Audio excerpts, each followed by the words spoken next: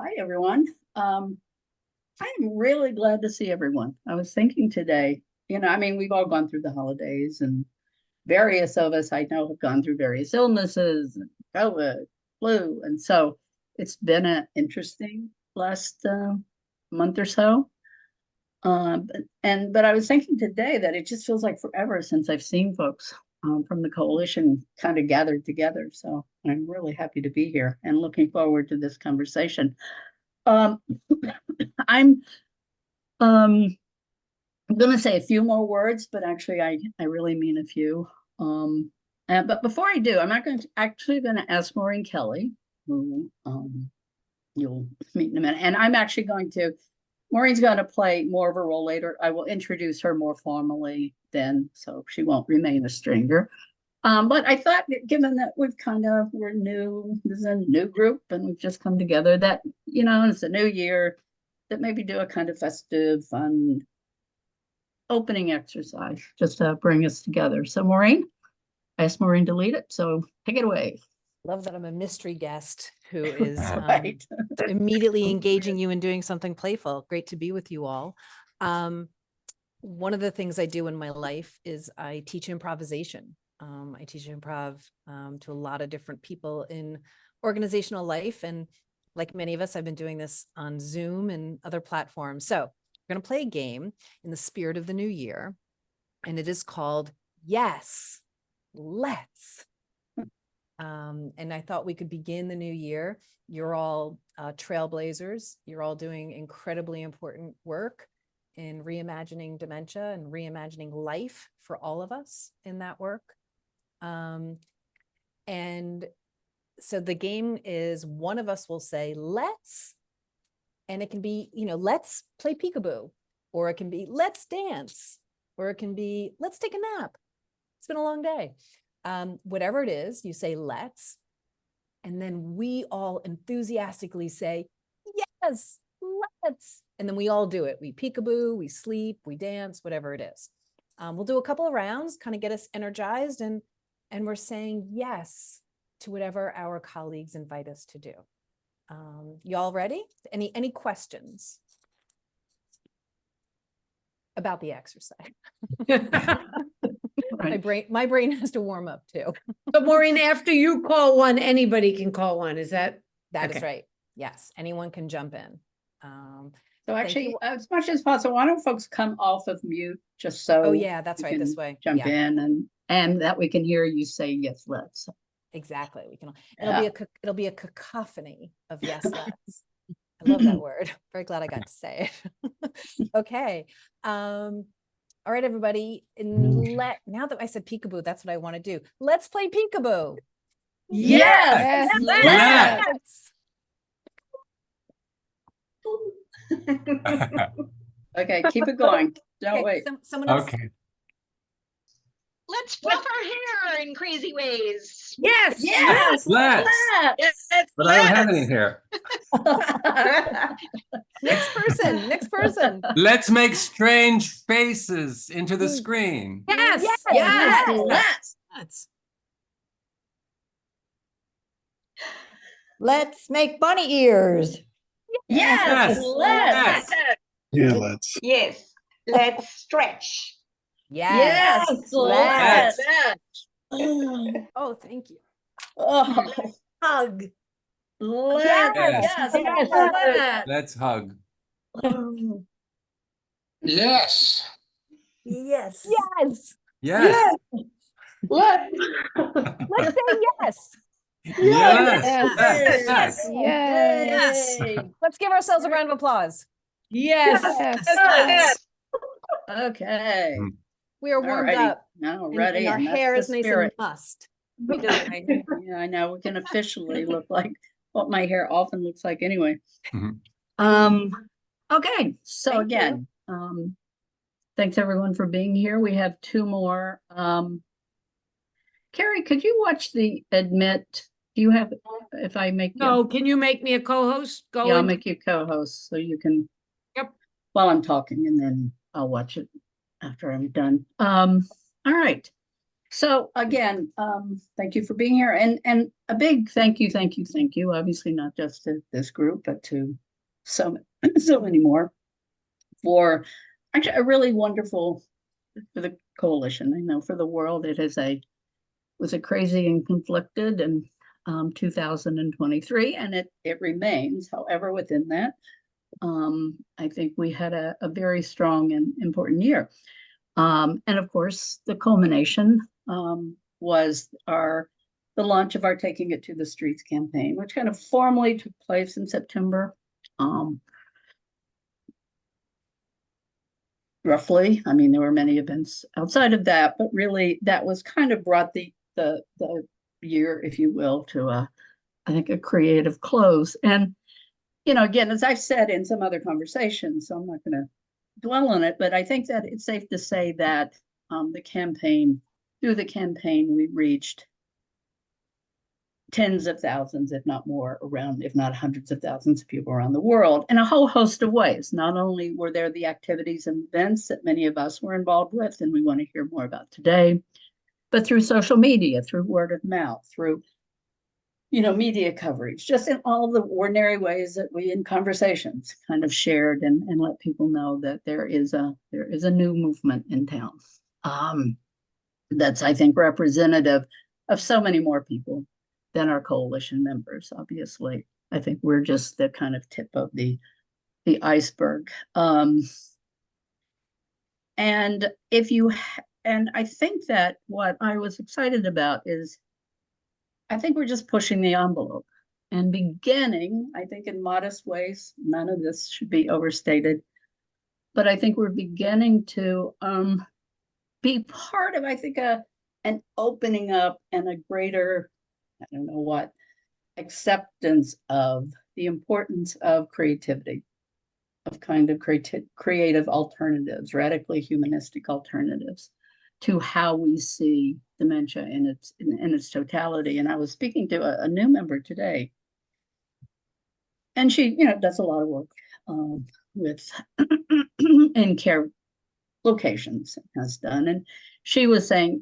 she's always thought, and she's very excited about being part of this because she has always thought that creativity should be the standard of care, rather than something that's often kind of been seen as I don't know. What's the word when you're not the main thing, but you're kind of an ancillary to the primary kind of way that we should be doing this thing called dementia. So, and I said, and I obviously totally agreed. And I said that I think my friendly addendum to that, I actually think, as I've shared in other conversations, it should be our standard of living. I think we would all benefit if we were able to live more playfully, more joyfully, more creatively in just day-to-day ordinary life. And so one of the reasons that, sorry, I'm jumping ahead. So I'm going to introduce something that it sets up what's about to happen. But some of you know this. I don't talk about it a lot. I would like to share more of it if people are ever interested. But one of the hats that I wear is as a developmentalist. And again, I'm not going to go into a whole, there's tons I can say about it, and I love talking about it. But basically, sometimes I and those I work with look at the world and look at everything through the lens of development, of transformational growth. And for me, and it's, supporting people of all walks of life to come together and create something new using all that's available to us, including some of the crap of life. Like, things don't always go our way. Obviously, there's much of that, and there's obviously much pain and sorrow and so much more, even if there's much beauty and in the world. But that we can come together and we can still create, and we can still move forward, and we can go forth. We have that collective capacity.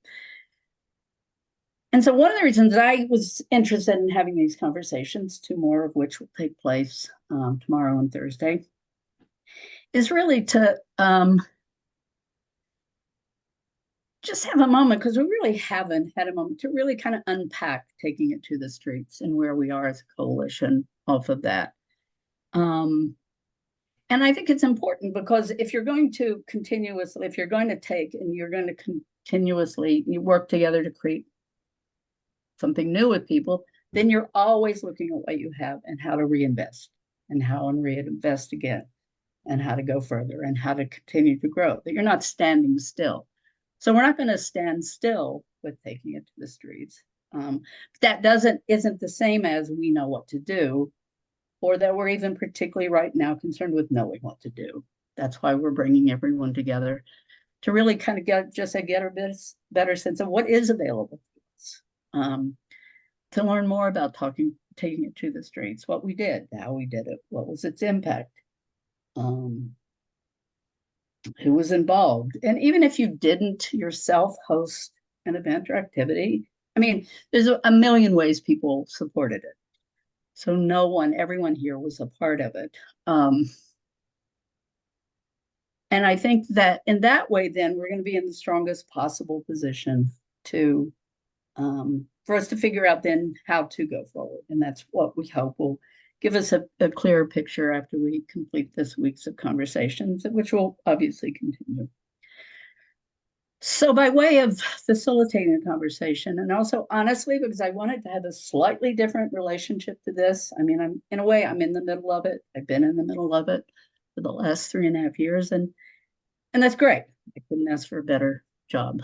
However, I ask, and now the mystery guest will become mysterious. So I invited two very good friends and colleagues of mine. One is Maureen Kelly, who just led the exercise. The other is Carrie Loebman, who on my screen at least is in the corner. I've known Carrie and Maureen for many, many years. They are friends, colleagues, and fellow developmentalists. Also, though, Carrie and Maureen, from day one, even in our dementia work well before the coalition began, have been just the kind of two of my go-to people for thought leadership, for strategic conversations, which have been enormously important throughout this journey. And just by way of a very brief intro, Carrie is a leader of education research at the Eastside Institute, where she, Maureen, and I are all on faculty and associate professor at the Graduate School of Education at Rutgers in New Jersey. Obviously, Carrie and Maureen, if I leave out something critical, feel free to add whatever you want to share. Maureen is president and chief possibility officer, which personally, I've never said this to Maureen, but I think it's the greatest title ever. I think any title that includes possibility. I wouldn't just even wanna mind be being a around. lieutenant possibility officer. No, she's the chief possibility at Performance of a Lifetime, which works in the global corporate sector. And I decided to quote from the website, to quote, build leadership capabilities that are essential to the human side of strategic change. I think Carrie and Maureen have helped spearhead a global play revolution the world over. They are very serious players. They're good at what they do. And they know quite a bit about how you bring joy, play, creativity to some, pretty tough environments. Not for the faint of heart. So they are also wonderful conversationalists and therefore wonderful listeners. They're community builders. And I thought that they're going to kind of lead the conversation. And in a way, they have new ears, which I don't. So I hope that I learned something in all of this as well. So with that, I'm going to hand it over, I believe, to Maureen, and you can get us started. For that very generous introduction to Carrie and me. It really is a pleasure to be with you all. As Mary said, Carrie and I have been partnering with Mary and have heard a lot about your beautiful work. And so we're excited to learn more and to get to know you. So congratulations, first of all, on taking it to the streets. Really, really very important. Just So I wanted to begin by giving you a chance to reflect. Oh, I'm very soft. Someone said I'm very soft. Is that better? Okay. Yeah. Sorry. I'm never told I'm very soft. So thank you. Um, I'm going to put some questions in chat. I'm going to give us about, 30, 45 seconds, maybe a little longer to reflect on a couple of questions. I can put them in, Maureen, if you want. I just did. Thank you. So what was the name of the activity or session you led or a session you attended? I think it could be cool just to see the session names. What kinds of responses did you get? And that could be, you remember someone said this one sentence to you or something that has stuck with you. And what was the experience like for you personally? What's been the impact on, and again, this could have been in the, the experience of leading or attending or the days since. We had an opportunity to see a video that Mary shared with us of just kind of a snippets of the work. And that was very, again, I would say important to see how large and growing this movement is. So I'm now going to stop talking, give you guys a chance to reflect. And Maureen, we want people to write their reflections in the chat, share them out loud, either. What I'd like is write wherever you feel comfortable. So if you want to write in your own notebook, fine. If you want to write in the chat, and then we're going to open it up for a conversation. I just want to give folks a couple of minutes to capture your thoughts. Yeah, and just to reinforce the final thing Maureen said, not everybody may have been part of an event. I know some people here are newer. However, you're aware of the campaign, so you can share that in terms of how it's impacted, how you see it, whatever.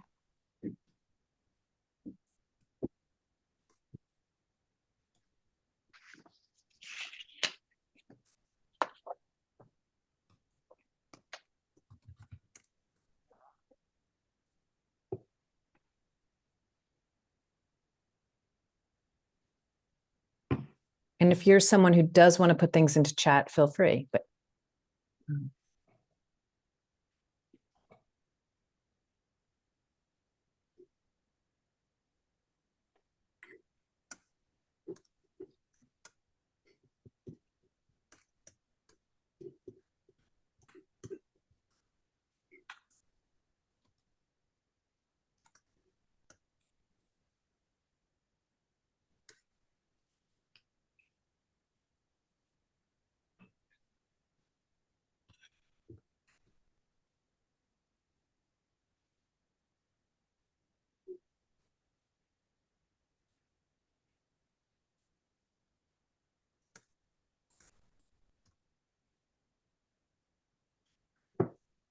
Thank you, Carmelita.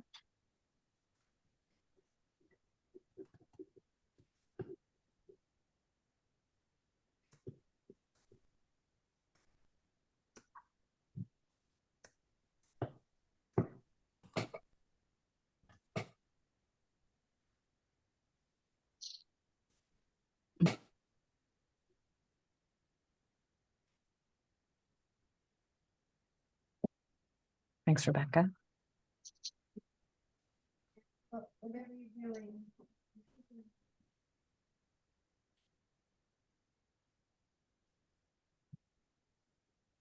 And if folks are continuing to gather your thoughts and you want to pop it in, I'd love to open it up to a conversation, and Carrie and I are going to be curious and invite all of us to be curious.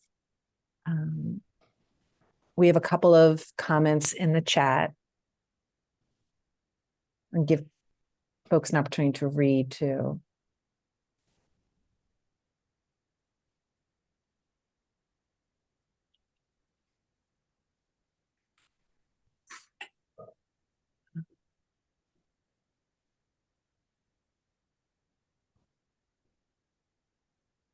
Carrie is my co-conspirator. Do you think it might be helpful just to the group environment if I read these? Do you think? Why don't we take turns reading them, you and I? Okay. Why don't you read the first one? Okay. Carmelita wrote, the Understanding Dementia Forum, super positive comments as well as useful suggestions. Learned a lot on how important racial equity is. So I'm already curious about that, but let's keep going. Rebecca writes, I came to this campaign through advertising about it in early to mid-September. So too late to participate in the big event. I am looking forward to this coming fall and bringing this movement to my city. Tony, I attended a workshop session at ARC, A. Philip Randolph Older Adult Center, and was part of a very engaging round robin collective storytelling experience. Margaret says, our event was a long time ago, so I don't remember much. The audience was small but enthusiastic. The multiple offerings, film, participatory dance, art exhibit, allowed people to engage with many arts. Many of the artists were at the event, so that made it exciting. We also had food and lots of discussion before the films and dance. The food helped people to connect. That's for sure.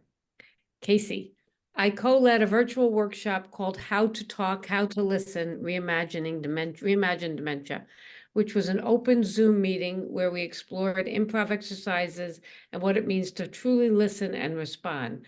My favorite part was the 10-second game and the powerful vulnerability in the group, which stuck with me. Amber writes, I missed the ball with an actual rollout, but in 2024, would love to take it to the virtual street and host events on well-connected Espanol. Barbara, I continue to think about the posted poetry activity on the streets of New York. I became aware of this through a Reimagining Dementia meeting, and I'm moved by the impact that idea has had on my thinking about upcoming events in Northeast Ohio. Do I pronounce your name Sian or Sean? Hi, Sian. Thank you. Sian? Okay. Sian, name of the activity and session you led or attended.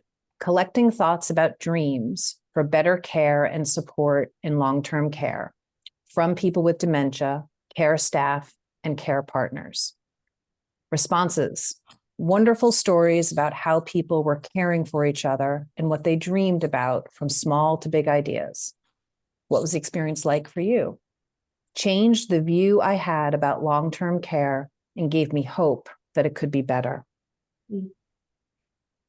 Ross, I am here because of your actions. I'm a member of Dementia Friendly Baker County. We met last night and are making plans. Dorothy, I did the same, Margaret, and it had lasting effects and lifted up the atmosphere and gave people hope. In the pandemic lockdown, my manager and I organized a disco. We wanted to get every facility involved.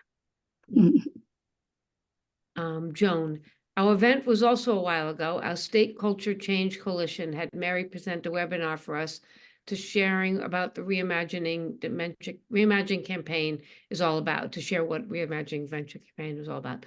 The work that has been done and the vision. We didn't have a large group, but it was a wonderful forum that helped as we also are reimagining our coalition. The Let's Imagine song was, as always, inspirational. And Dorothy, I am thinking lately of using the skills online to show people how to use their creativity. Wow. Thank you. That's beautiful. Beautiful. I think my first question is, having heard all that, anybody want to add out loud thoughts, go further with things that you said, ask a question of somebody else? I just think there's so much there already. I just think that the idea of sharing dreams is something very new, especially when I worked in mental health. We were told in the beginning to rather avoid it. I don't know why. And now we're touching into everybody's life. There's no limits. Yeah. Mm. Mm. Yes, Sian, can you share a little more of what you learned about that activity of collecting thoughts about dreams for better care and support? I'm fascinated by that statement. So this wasn't actually something that happened during taking it to the streets, but this exercise made me kind of really think about the work that I've done in the past. And so this is an activity that I've done in the past with a research group in particular. So it's a very long process, but the part of the process is dreaming. So they just ask people in the room to really just think about, that's that smaller big idea, like in a perfect world, if there was no limits to money or resources or that kind of thing, what would you like to see? And there's just like little simple things, like people shared stories of care workers just taking that extra time one day to fix someone's hair and put a pretty bow in it or something like that. These like really perfect, beautiful moments. And then obviously those big pie in the sky ideas where you can to build an extra part of the building or something like that, or that kind of thing. But yeah, just to see the difference, that it wasn't, I always thought it was going to be people that expected these big huge things, but no, people just want the small things in life a lot of the times to make their quality of life better. So Thank you. I could actually give an input here. We had during the lockdowns, and because I lost my job because of it, I had a group of women with a like-minded situation at my home. And we did this building a dream on a big sheet. We all started with our separate dreams and then combined them on a country. And we never ever stopped talking about it, because it was like it was building on it. Like one person wanted to start a radio station, and she's still talking about it. One person is a librarian, and she wanted to open up lots of librarian tasks to all kinds of people with different interests, and she's still thinking about it. So it just triggers something in you, those juices, so that they can flow and they will trickle out into life, I think.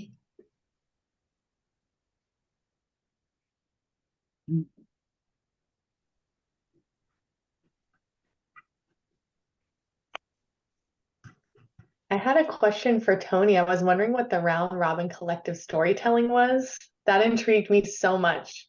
Well, I think Mary Fridley could probably explain it better than I could. I was a participant. She led the session. It was a large room. There must have been 40, 50 people in a great big circle. So, Mary, I think I would allow you to better explain. Sure.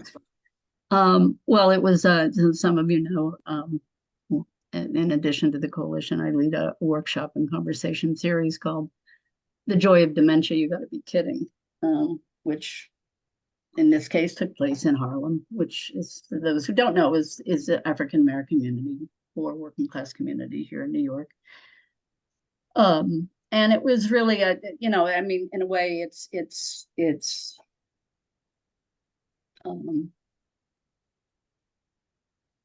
it was a magnificent performance by everyone who was involved, because in a way, what we work to do, we do a lot of playing and inviting people to play by way of opening up and being able to say some things that perhaps they wouldn't ordinarily. So there was just a wonderful sharing of both the emotionality and just the situations people find themselves in, but also I think at the end, people realize it kind of created in that moment a community and a conversation space. And I think that was just very joyous. And I was thrilled, Tony, that you were there. Did someone like start the story and then the next person added a line, then the next person added a line? No, it actually, in that regard, it wasn't quite a storytelling in the traditional sense of that. I think people shared stories, but the design wasn't too particularly. In a way, I think we informally created a story. Oh, okay, cool. Taking what people had to offer and building with that. Oh, cool. Tony, can you say some of what you saw in that, now that Mary presented? I guess it was for people who understand improv theater or have some experience there, then everybody is familiar with the concept of yes and. And I think that was part of what Mary used to introduce the idea, is each person would have a moment to say something, and there were no limits. And I think the important part was that the tone had been set by some warm-up exercises, that we're here to just have fun and to see where this goes and not be too worried about structure. And I think the modeling of behaviors done by Mary and the other facilitator was really important in that regard. And we just handed it off from one person to the next. And I remember a particular moment when somebody suggested that they would do the hokey pokey, and the next person said, yes, and we'll do the hokey pokey and we'll turn ourselves around. And that's what it's all about. And the chuckle that got, because everybody was familiar with that phrase. It was just an exercise in playful, silly interacting that was very satisfying. Mm-hmm. I'm curious, being with a group, listening to each of you, I'm watching also people's faces smile as you listen to each other, right? Like people are talking about dreaming and storytelling, and there's joy in this room, which is also kind of unique to just be in a meeting. We're talking about joyful things. What is my question? My question is, what are you learning or noticing about our movement around creativity? In all sorts of, care, in dementia, just are you learning? Are you feeling more brave? Are you like, yeah, I'm curious, because it's, we want to take over the world with creativity, because it's so still sorely lacking in so many places. But curious what you're learning, noticing creativity. Just think there's no limits. Yeah, so I'm Carmelita, and I'm from Durham, North Carolina, and we are pretty much heavy in arts. I think our culture is pretty cognizant of the value of arts as a culture. And so part of our offerings, and we are a very new organization, we are going into our about 2.5 years, and we are just now really getting into understanding how we can move forward after 1.5 years, 2 years of organizing and pulling people together and bringing thoughts together. And so I thank you, Mary and Sian, for helping us. I came across the Reimagining Dementia information just as we were in the midst of organizing our first forum, which was in September. So I have to say, Mary and Sian, that the film and just the Reimagining Dementia picture in the front of the conference, of the ballroom, really, where we held our conference, was very meaningful. And of course, we played this song and we screened it, and it gave a sense of comfort to people who were coming in. But what was interesting is, as much as we have a very active arts sector that had been established, so there's always some kind of fun involved in the activities, but we were also very serious in what we were going to offer.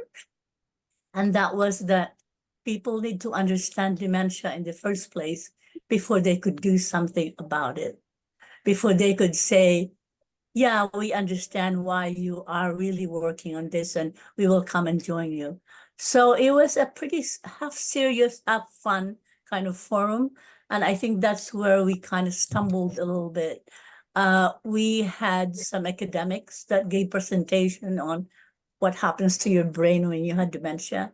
And I had pleaded to them earlier to make it very public facing presentation, but when you have a scientist or somebody presenting, science always wins in that type of presentation. So that got a lot of not too crazy comments about people didn't understand. And interestingly enough, Durham is pretty high in African American population, and we had about 120 guests that day, and about 50% of that are people of color. And we got hit with the speakers that were not African American, not representing the community, without their knowing that we struggled for months to get speakers that are of African American descent, did not have any luck at all. And at the last minute, we have to pull whomever else we can get to fill the presentation slots. So those were things that we learned. But the arts is always like the background of what we're doing. And the most popular presentation, of course, was creative dancing. So everybody just went wild and couldn't stop dancing around and poking each other's ribs when that presentation was over. So it was good, but we learned a lot. And thanks to Mary and Cian for giving us the tools to get it started. And we'll continue on figuring out what next we're going to do. Thank you so much. Margaret. Oh, thanks. Put my hand down, figure out how to do that. Maybe letter. I can do Oh, it. there we go. Lower hand. Yeah. I'm doing a guest lecture at Trent University, invitation of group that I'm part of called Towards Just Care, and I'm representing the coalition in that group. And I'm trying to think of ways to do it to bring fun and joy. Not to do an academic lecture, or totally. I mean, I have to fit the style. It's a 4-credit class, 4-credit course in a university undergraduate course on aging. And but I'm trying to think of ways to do it not only interactively but with creativity and joy, because as Carmelita said, academic lectures can be very dry, and also because the tragedy narrative is so strong in the general public, and the students may not be much different. I don't want the tone to be all negative, and I certainly don't want it to be like what happens to your brain when you have dementia. I mean, to Mary, that's negative and dry. So I'm sort of listening for ideas, if anybody has any, to sort of oppose the negative discourse or the tragedy narrative with fun things to do that students can do with me, like young people. I feel like Carrie Bobman can give you something here as someone who is a very playful academic as a professor at Rutgers. And, you know, part of what I'm hearing, Carrie, and I was thinking you might be able to help us is, and even how I wrote arts and science, like the dualism that exists in the world that I think artificially separates cognitive learning, research, data, and separates it from play, or play gets devalued and the science, you know, just wondering if you could give us something to play with here in spirit of play. I'm thinking about 5 different things, so forgive me if I sort of go from one to the other. One thing I was thinking is, I mean, I've had Mary and people from the coalition come to my class. I teach a class on why we play, and it's not specifically about aging and dementia. It's a class on play. But my experience, and Mary, you could say, is that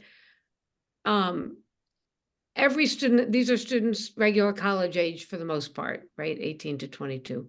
I'd say 3/4 of them have somebody they've experienced living with dementia. And so I actually think they're hungry for another way of understanding how to be with their loved ones. And they take that very seriously, meaning they don't need it to be play I mean, I do a lot of work in that class to expand people's understanding of play.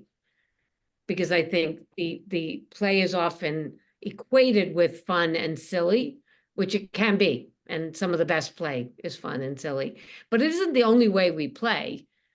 To me, play is the expansion beyond what is to the interaction between what is and what isn't, right?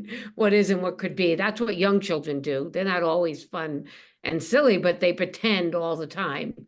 So my students are working to expand their understanding of play, and I take that very seriously. So I think one offer I would have is like, I think it's starting from a place of the flip side of being tragic is not comedic, right?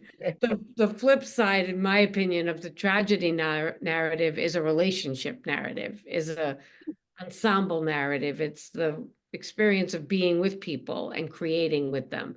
And when I think about play, that's what I think of, people creating things together. What they create may be very serious or sad, or emotional or angry. But it is people working to create together. So I don't know if that's a real effort, because it's so easy to negate serious because it's so deadly the way it's done by being silly. And so then I was thinking about what Carmelita was saying about these scientists, and I know exactly what you mean. I don't and again, I think there's a temptation to make it, okay, we're either doing the science or we're dancing. And I'm not sure, maybe it's in how you invite your scientists. They have something, I don't know, it's a hard road, but the one I'm thinking of is inviting your audience to play with the scientists and the scientists to play with the audience, meaning the audience has something to do with how the scientists present. Like if you respond to scientists as human beings and not just talking heads, they respond differently to you.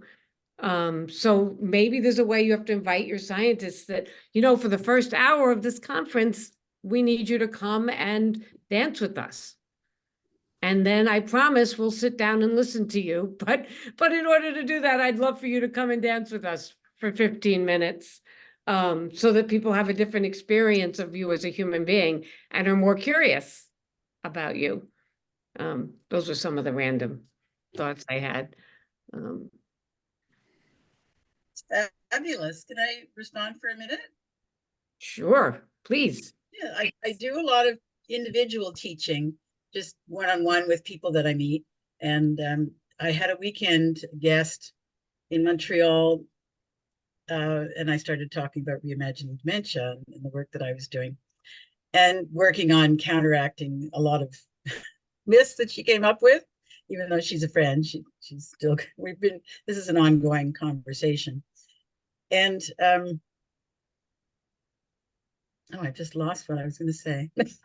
Oh, it was about was it about relationships? It was about, You're talking about, it'll come back. Yeah, that's good. We'll play with it. Talking about what? Yeah, sort of like, instead of correcting, like I know what it was, because every time I talk about dementia and people ask me what my work is about, everybody knows somebody with dementia. It's usually an older relative or a mother or a father, depending on the age of the person.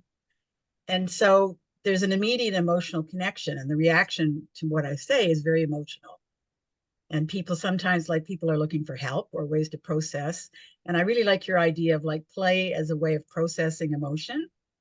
And I'm sure the students will have grandparents or whoever, maybe parents if they're older students that they know who have dementia, and they're familiar with all the negative stuff, and they may be caregivers themselves. So trying to engage them through this emotion could be a way to go, rather than do it as the facts of dementia. Do it more as it's about relationships, and reimagining dementia is about relationships and creativity and play. Thank you. Wally's been having his hand up. Yes. Hi.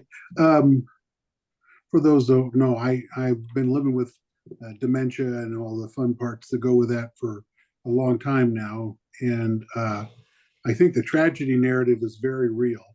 And I host groups with another gentleman, and we had a new member last week. And, I think they were borderline ready to end their life, kind of an attitude. And I think that if I had a group of people, especially academics, sorry for those of you out there, I would be talking about, let's talk about knowledge versus wisdom, because I think that's what gets missed. And people need connections. And I think if you wanted to show young people what it's like, throw a pair of gloves on their hands, put some cotton balls in their ears, put a welding helmet over their head, and then let's say, let's go have some fun.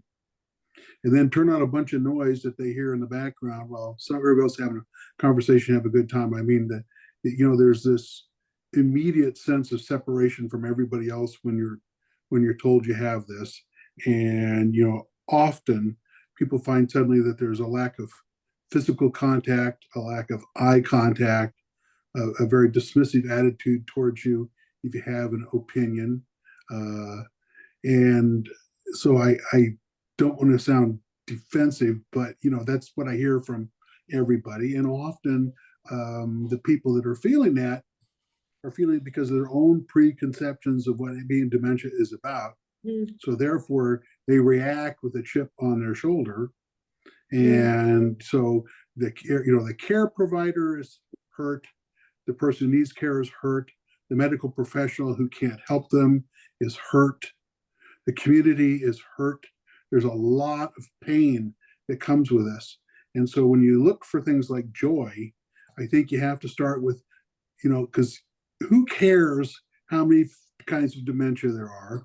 Who cares about what they're doing to fix it until they fix it? And I don't give a damn about how close they are, because close don't cut it. Once they got it fixed, okay, then I want to hear all about it. But to spend an hour and a half or 2 hours hearing about how the brain functions and blah blah blah, and then you turn that around and say, well, now I'm going to use this to help me dealing with people who are dealing with dementia, who are feeling abandoned or neglected or any other number of things, and are having a very difficult time finding their way out of that. It took me a long time to find my way out of the tragedy narrative. And just real quickly, I told a story a while back, and people were shocked when my first group I started attending was through Alzheimer's Association. There was 12 of us in a room with the coach, and the wives and husbands were somewhere else, having their conversation, which I don't know if that was the best idea. But a couple of weeks into it, I said, hey, has anybody here thought about killing themselves?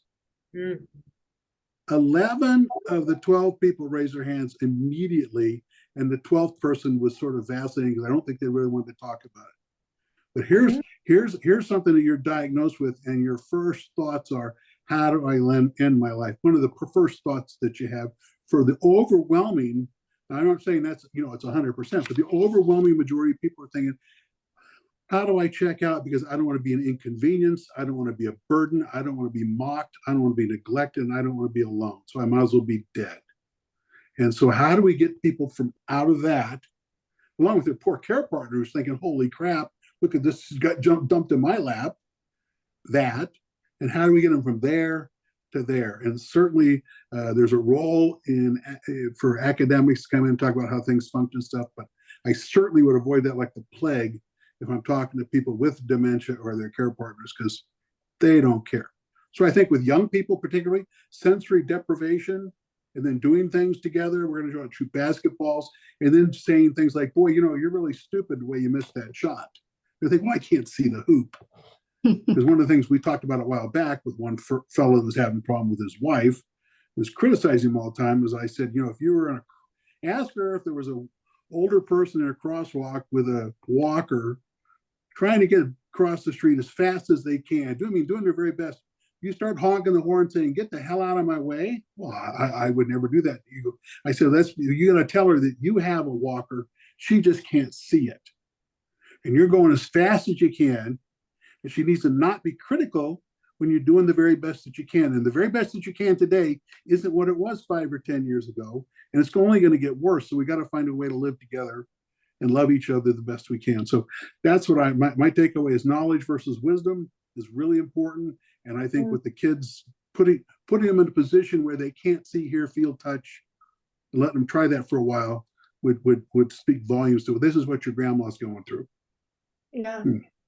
I want to jump on that too, Wally, because we were thinking the same thing when we were designing our workshop for the campaign. I was running it with Helen, Helen Abel, who's also part of the Reimagining Coalition. And we were saying, well, what do we want it to be about? And we actively decided we kind of wanted it to be about relationship and not really about dementia that much at all, but about dementia, if that makes sense. Because we were feeling too that, and we were open, and it was open to anyone, whether they were interested in, dementia was in the title, but it was really how to talk and how to listen as a human being, because improv and play was great for practicing that, because it kind of gave what you were saying. It was like, someone's giving us something and we have to react to it maybe without context, and we get to play and practice that a little bit. It was like what you were saying, like, and it wasn't necessarily lecturing about it, but they got to actually try doing that, and then they could take that back to maybe someone in their life, rather than maybe just learning about it, through words only. They got to actually do. And what was also interesting and was really powerful about it for me is we had participants in the group who were also experiencing dementia as well. And it was so valuable to hear them say it was so great. Actually, when we did that 10-second pause games, we all were supposed to pause for 10 seconds after one person says something, and then they say again, and how wonderful that was for them, because it gave them time to process what was said, and they felt really much more listened to. And that was really powerful to hear that, because that wasn't necessarily something any of us would naturally have practiced, if that makes sense. Yeah. So we got to feel what it felt a little bit to pause. So yeah, I think you're definitely right with that, practicing a bit. Yes, Ross. I have elected to walk publicly in Baker County.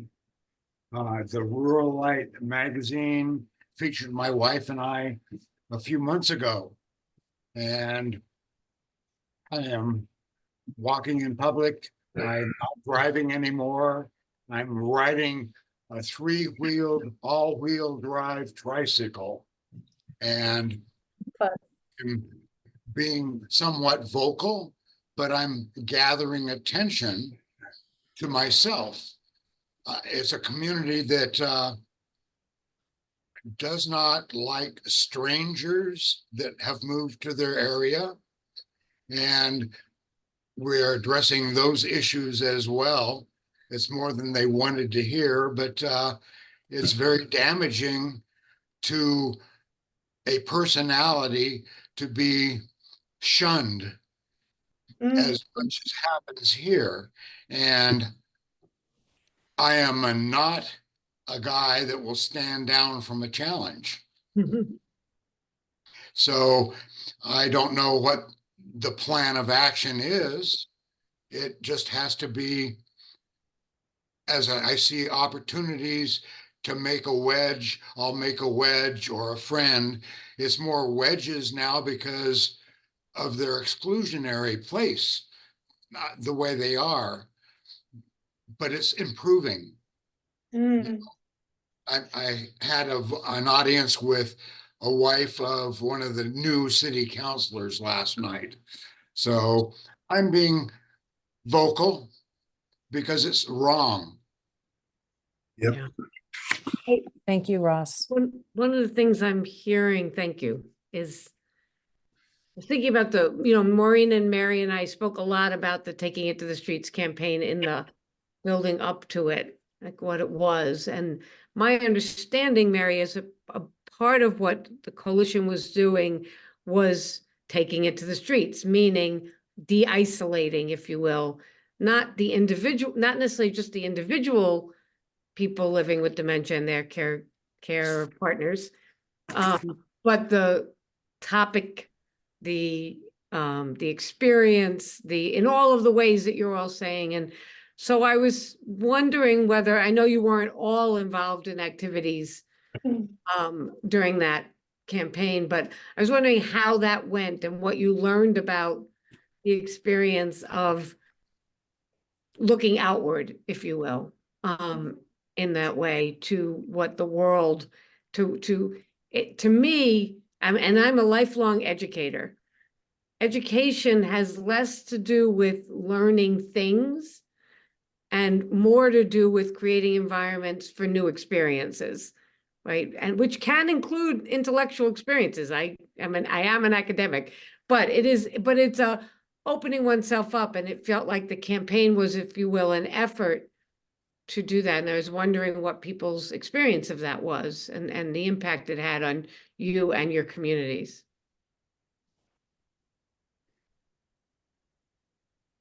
Tony, I think you're still muted. Yeah, sorry. If I could just ask a quick question, and forgive me if I'm the only one on this panel who needs the answer to this question, but I could use a brief summary of what the Taking It to the Streets campaign was. This is my first opportunity to participate in a Zoom with this coalition. And I don't know if somebody else needs to hear that, but if we could just summarize that quickly. Well, I'll try to do it in 5 sentences. See if I can break my own record. Well, really, actually, as Carrie said, it was really designed to kind of continue to bring dementia out of the closet. That's a phrase I actually like because I think and what we were going on is that there are hundreds of thousands of people, hundreds of millions, sorry, around the world. And as everyone has said, everybody knows somebody. And we felt like, well, contrast that to the fact that there's still this kind of cone of silence around dementia on just an ordinary level. I think that's beginning to shift some. I think we're part of generating that shift.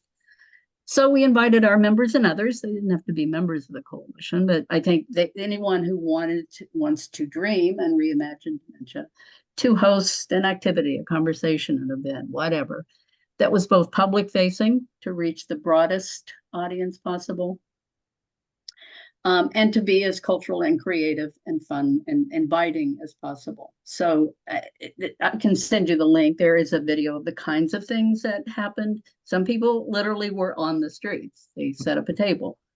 They invited people to speak to them. Others did different things, that some of which, I mean, if you go to our website, I think there's a lot of information on what we did.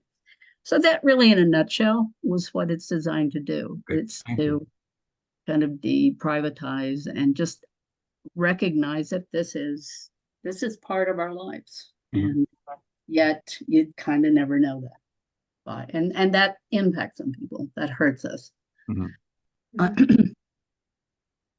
Thank you.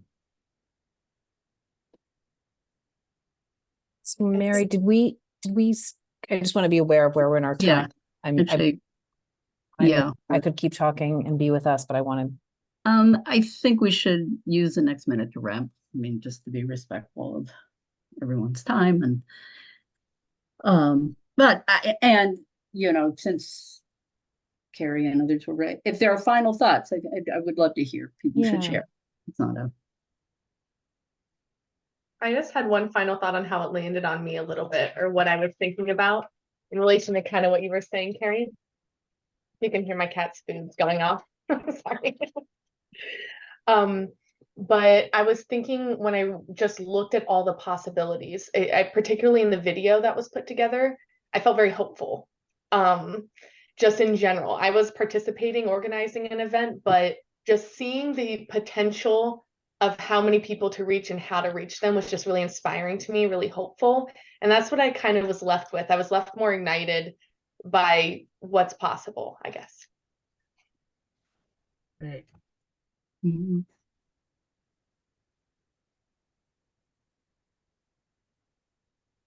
I could say I have lots of ideas now on how to do this guest lecture very differently. No facts. Play with some. I'm hoping to get the students to think of new things, and my aim in life is to change that attitude. I urge you, and actually, I was thinking, I think there's more we could do this. I mean, we have a bit more lead time, and also we have taken it to the streets under our belt, so we're not, oh my God, what are we doing here? There are so many wonderful play and creativity resources out there in every area. Carrie, I think both generally and relative to education is be in touch with her. And she is part of a very broad, there are a lot of people using play and creativity in all kinds of arenas, including science. And many of us know them. So I realize, I think it would be good to find ways to kind of bring that more into the conversation, because I think it could support all of us on, oh, okay. Because in a way, we all know our area, we know dementia. Perhaps we're a little less grounded in kind of how far we can go with play, creativity, for all of that. So it just occurred to me that maybe we can do more marriages of that kind, and both inside and outside of the coalition. Well, thank you all very much, and thank you, Maureen and Carrie, very much. This was delightful and very helpful. And again, we're going to continue this. All these sessions are being recorded, so we'll share them with everyone, and we'll have a couple more this week, as I've said, and then we'll just, we'll kind of use that to kind of have see what we want to do in our internationally and in our local, regional, states, all of that. So thank you again, and have a lovely, lovely, lovely evening, and Thank stay you. warm. Very Thank you. inspiring. Thank you. Thank you.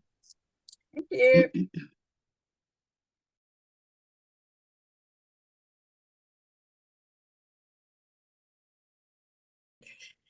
All right. Hello, everybody.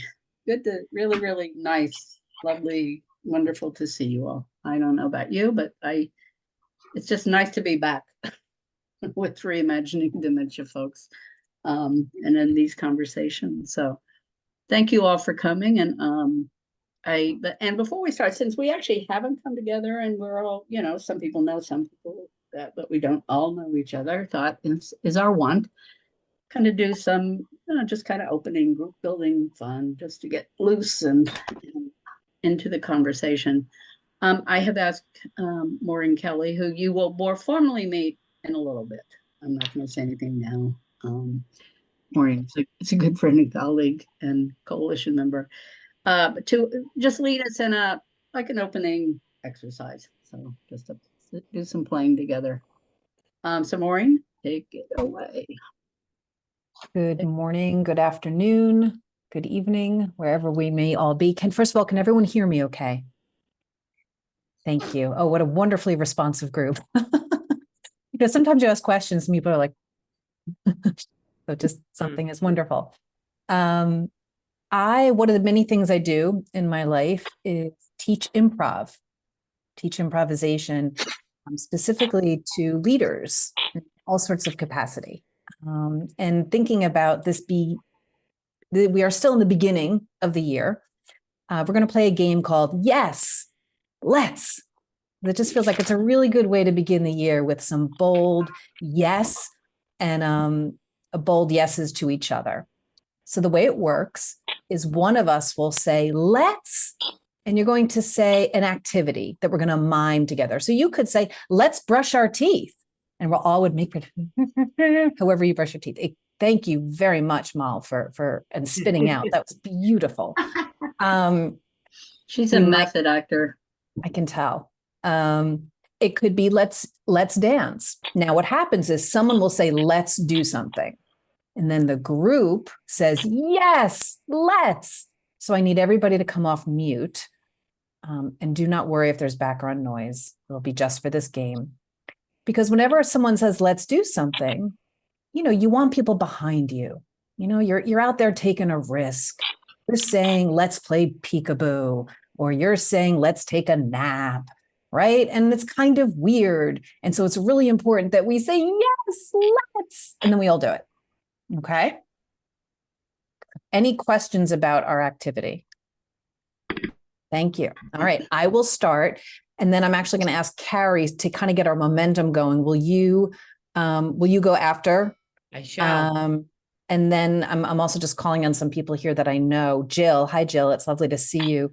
After Carrie says, let's do something, will you go third? And then we'll just open it up to the group. I just want to kind of call on some people so we have some momentum. Okay, here we go. Let's dance. Yes. Let's. Let's fly a kite. Yes.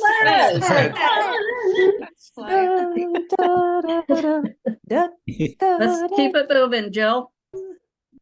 Let's make smiling and funny big faces into the screen. Anyone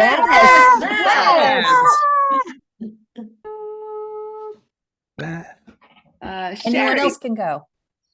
Oh, Let's eat. Yes. Yes. Yes. Sound effects are encouraged. Very nice. Delicious. Let's jump out of a plane. Yes. Yes. Let's make a snow angel. Yes. Uh-oh.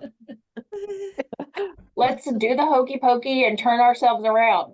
Yes. You're right. Yeah.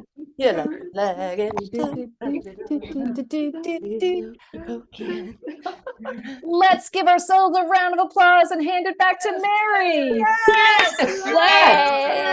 Yay. Oh. Back to you, Mary. Thanks, everybody. Oh, let's give some opening remarks. Yes. Let's. And anyone who is able to come on video, we welcome you. Please do. We'd love to see your faces. And if you absolutely can't, you obviously can participate in other ways. So anyway, the thing I since again, technically we're in the month that you can kind of still pretend like we're way far into the year and you can't say Happy New Year anymore.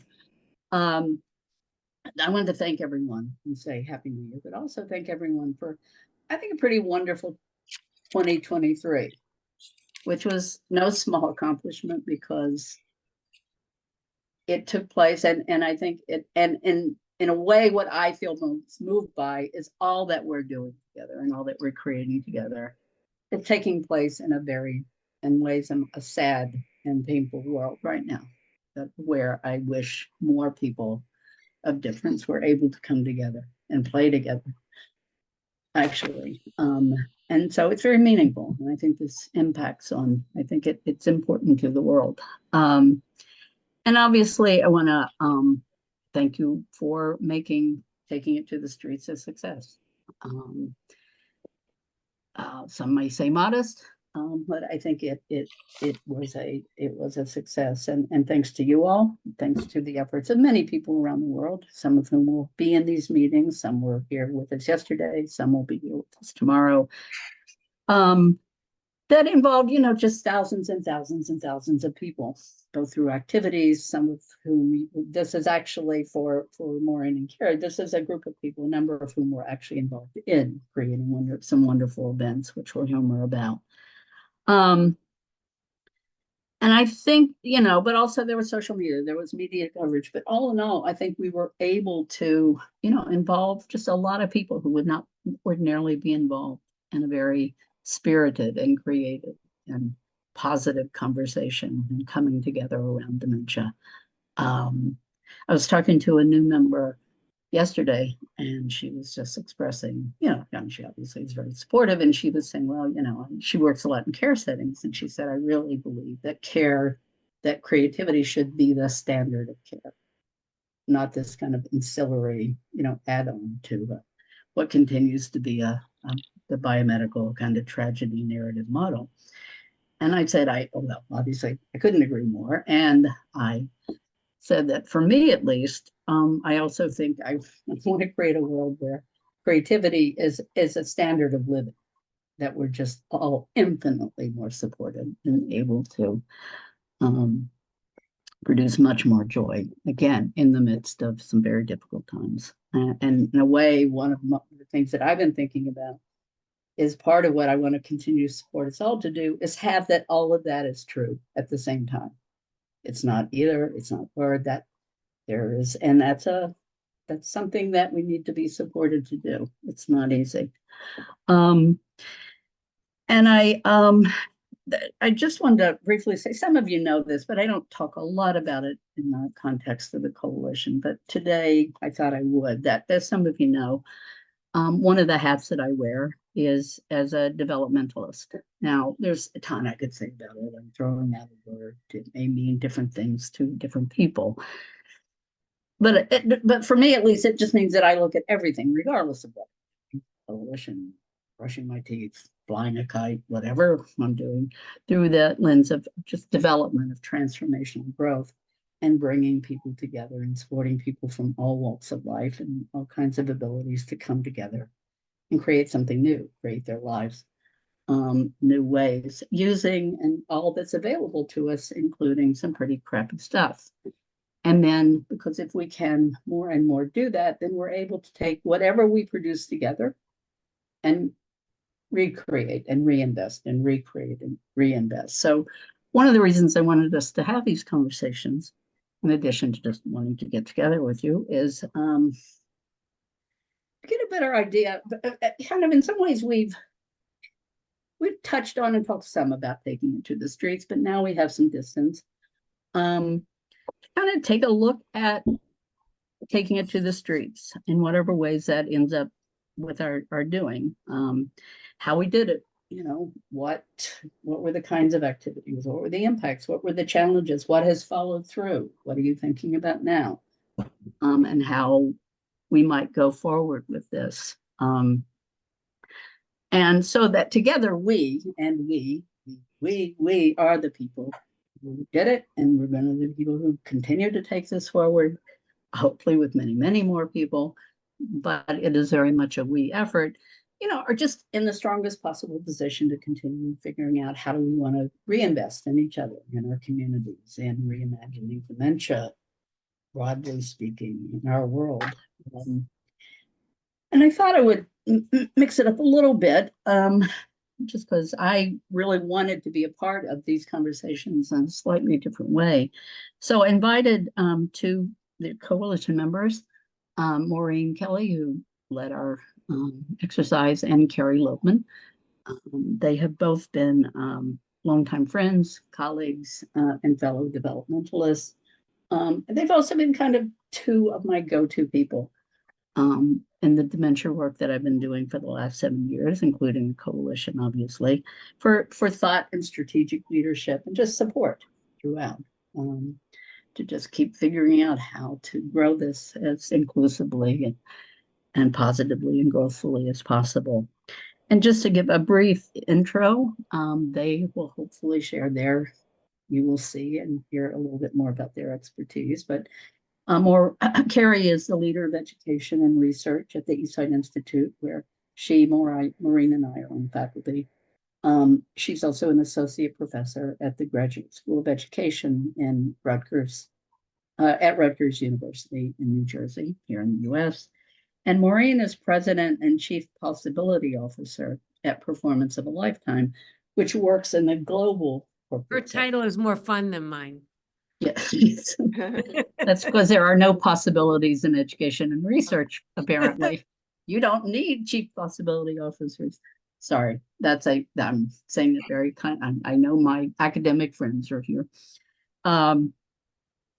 And she works in the global corporate sector too. And here I'm just quoting from Paul's website, to build leadership capabilities that are essential in the human side of strategic change. I think one of the things that Maureen and Carrie know a bit about, which I think can be helpful for us, is they know a little bit about how to bring joy, play, creativity in some new ways into some pretty tough environments. None of these environments come naturally. You don't think of corporate America and play, or the global corporate sector and play. Maybe that's a little bit more true in education, but not enough. I know from hearing from many people. So they're also just, they take play very seriously. They're very good at it. They take creativity and as an equal part of our humanity very seriously. They're also wonderful conversationalists, which means they're wonderful listeners and community builders. So I asked them actually to just kind of help us facilitate this in part so I can be part of this in a different way and really, but also take full advantage of their skills so we can have as rich a conversation as possible. So with that, Maureen, I'll turn it over to you. Sure thing. Thank you, Mary. And again, it's a pleasure for Carrie and I to be with all of you and an honor the work you're doing in the field of dementia and care and bringing greater humanity and creativity is quite cutting edge and very important. So thank you. Excited to learn more and get closer to the work that you are doing. As Mary said, a particular focus we have is on the Taking It to the Streets campaign, which was in September. We're using that particular experience event as a moment to learn and reflect, as Mary said. It would be helpful just to have a sense, because we want to make sure that whether you were directly involved or not, that you can reflect with us. So just by a show of hands, how many people either hosted an event or attended something at taking it to the streets? Okay, good amount of folks, but not everyone. Okay. What I'm going to do to support some reflection, and actually, Carrie, can I ask you to pop the questions into chat if you don't have the document open? I have about 18 Google Docs open, so I just don't know which one it is. These are a couple of reflection questions. Let me read them. They're in the chat.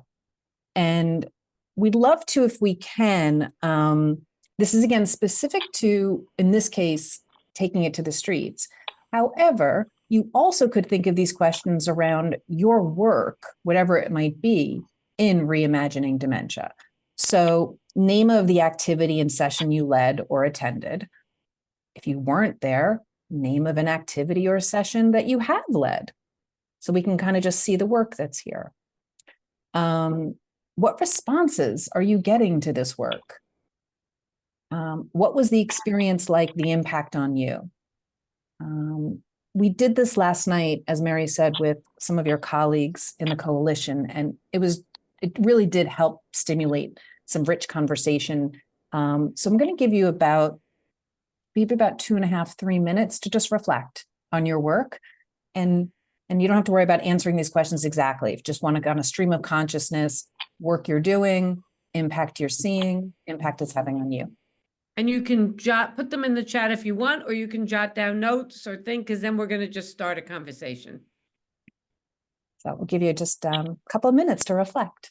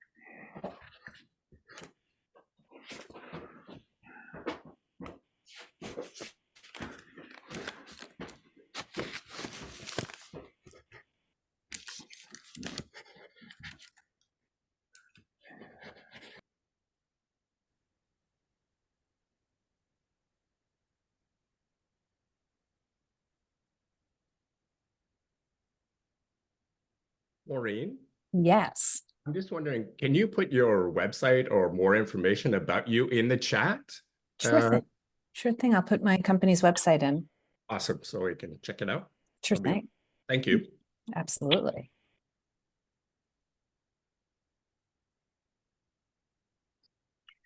All right, if folks want to,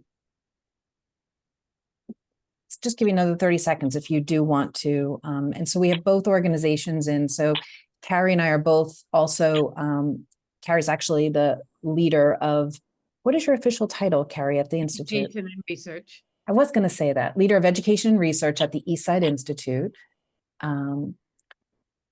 And the methodology at the Institute is social therapeutics, and that's what we practice at Performance of a Lifetime. And so mine's there too. And Holly is our first two. Oh no, we got Alice in there and Holly. Thank you. We're posting has begun.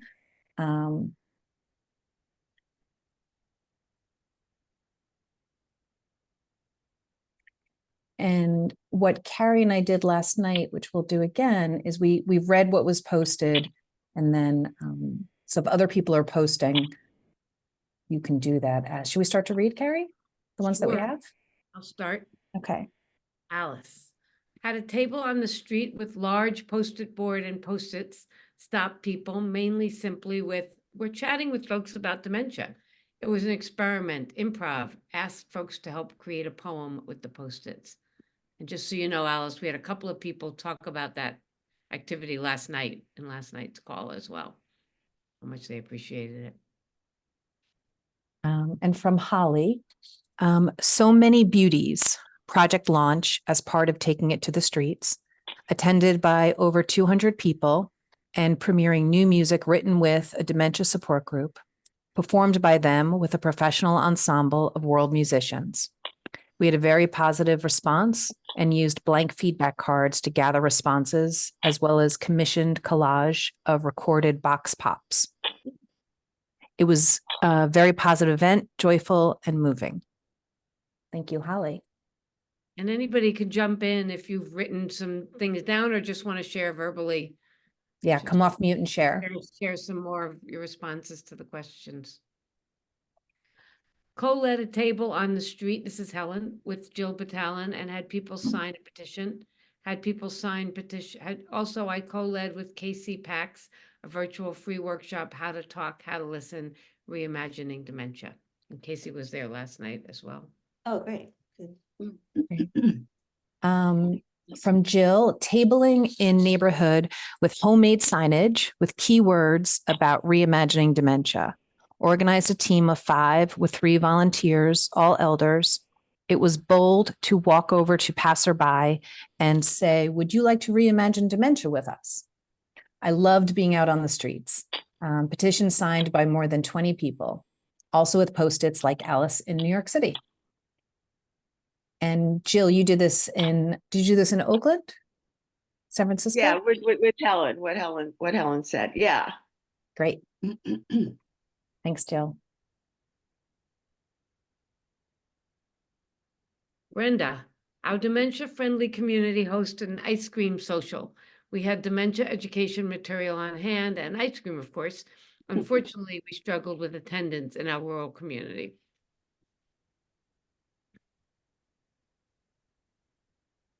What's your community, Brenda? We are a small community in southern Indiana. And we have been, actually, there are a lot of dementia-friendly communities popping up in southern Indiana. But we just happen to be in a really rural area, and our action team has been very, well, they've been great, very involved, very active. It's just getting people to attend our events. I'm not really sure what we're doing wrong. I'm hoping that one of these days it's just going to catch and we're going to get that momentum that we need. And then once we do, hopefully it'll be like wildfire. I don't know. We'll see. But that's Great. our main struggle. How many people did come? We had maybe, I'm gonna say 4 or 5. It wasn't very much. I mean, at least we did have some people, and we did have someone from a local health Uh-huh. Mm-hmm. I'm trying to think of who it was, but anyway, she did express some interest in maybe some dementia education for her company, but we never did hear anything more about that either. It was a home health agency. Sorry, my mind was blank. I have to say 4 or 5 people is not bad. Okay, well, good. As an Yeah. organizer, 4 or 5 people, that's good. Okay, all More right. That than makes just me feel 2. better. I was thinking the same thing. One of my best, Dr. Lenora Falani, a very important community organizer in the world, taught me one person shows up, you organize like there's 1,000.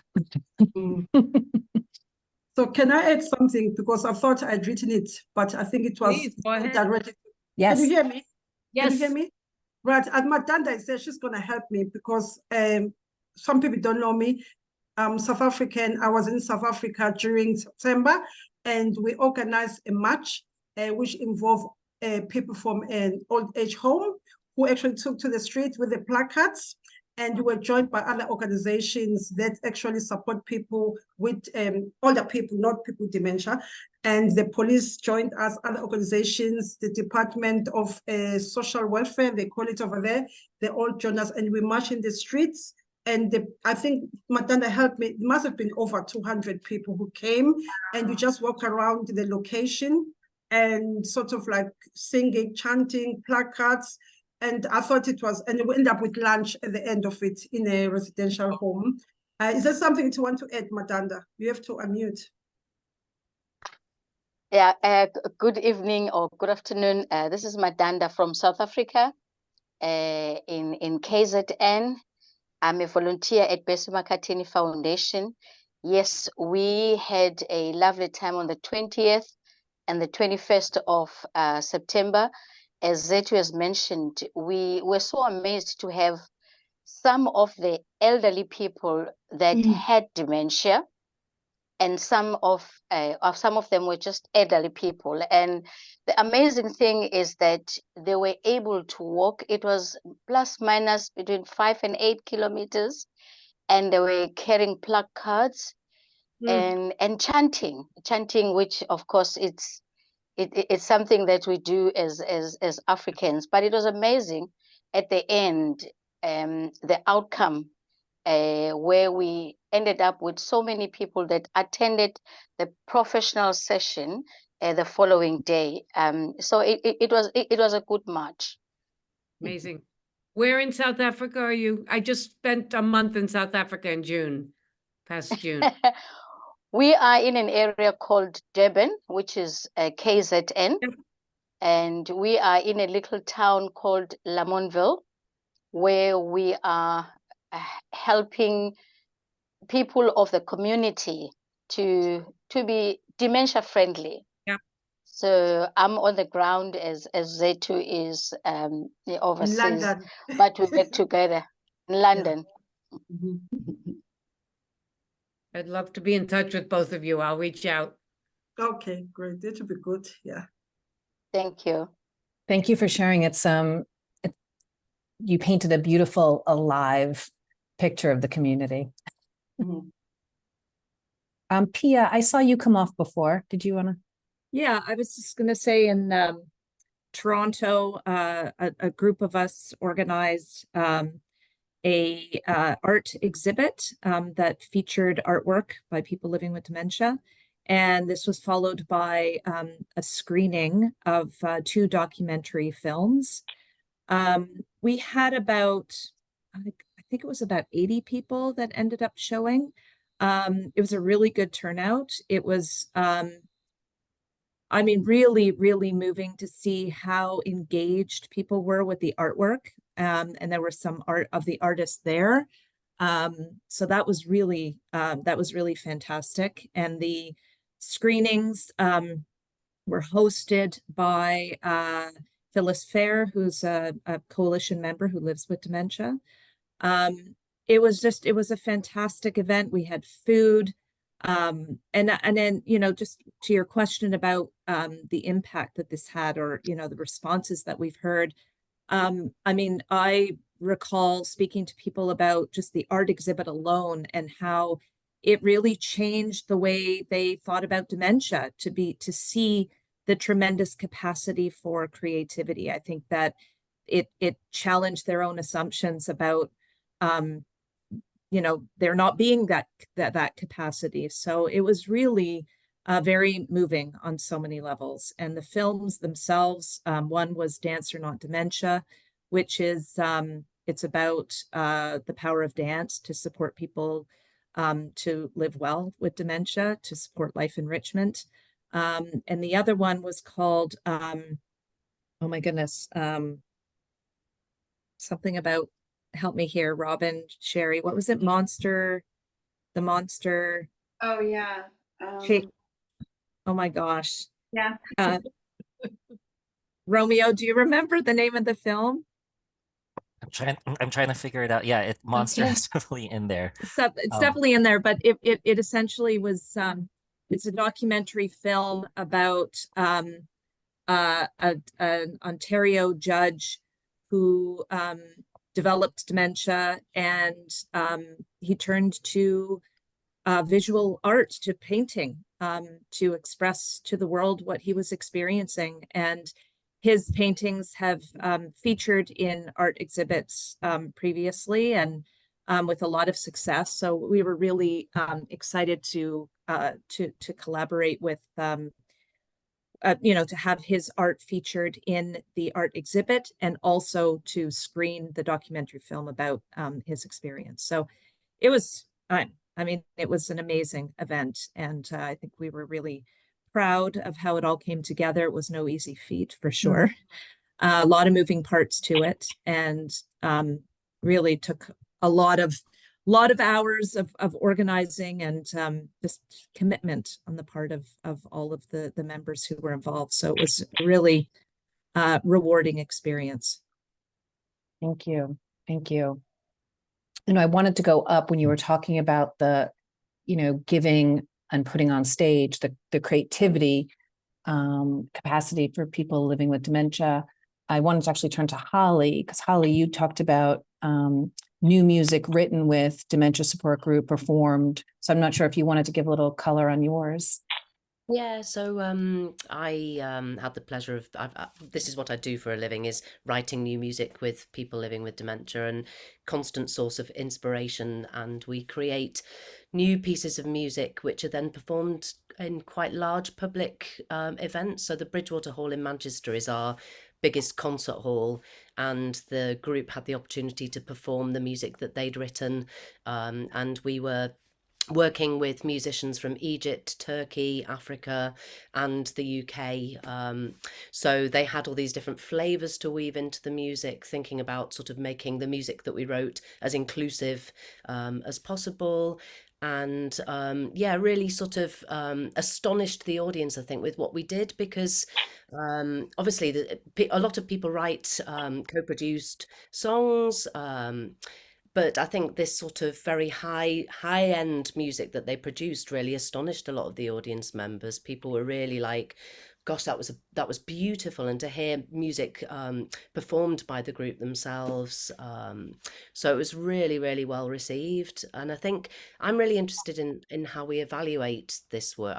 I'd love to have conversations with people about how they captured people's feedback, because we used a sort of variety of methods, including blank feedback postcards. And we also commissioned a sound artist to gather people's verbal responses and bits of the music on the day as well, which made for a really vibrant type of evaluation. But yeah, I'm really keen to sort of, if anybody had evaluations that they did, if they'd be happy to share, that would be brilliant, because I think documenting what we do is as important sometimes, isn't it?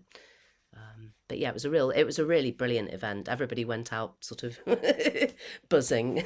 Funny, I had a question in mind, and now you pushed a different question into my mind. But one thing I was thinking about the evaluation pieces, and this is something I've done in my work as an educational researcher, is, are there ways to document and evaluate that continue the work, right? They're not an aboutness as much as they are a giving of the experience, so that you can keep building the experience. And so some of what you described really sounds like that. you know, like sounds- that creative activity. And Yes.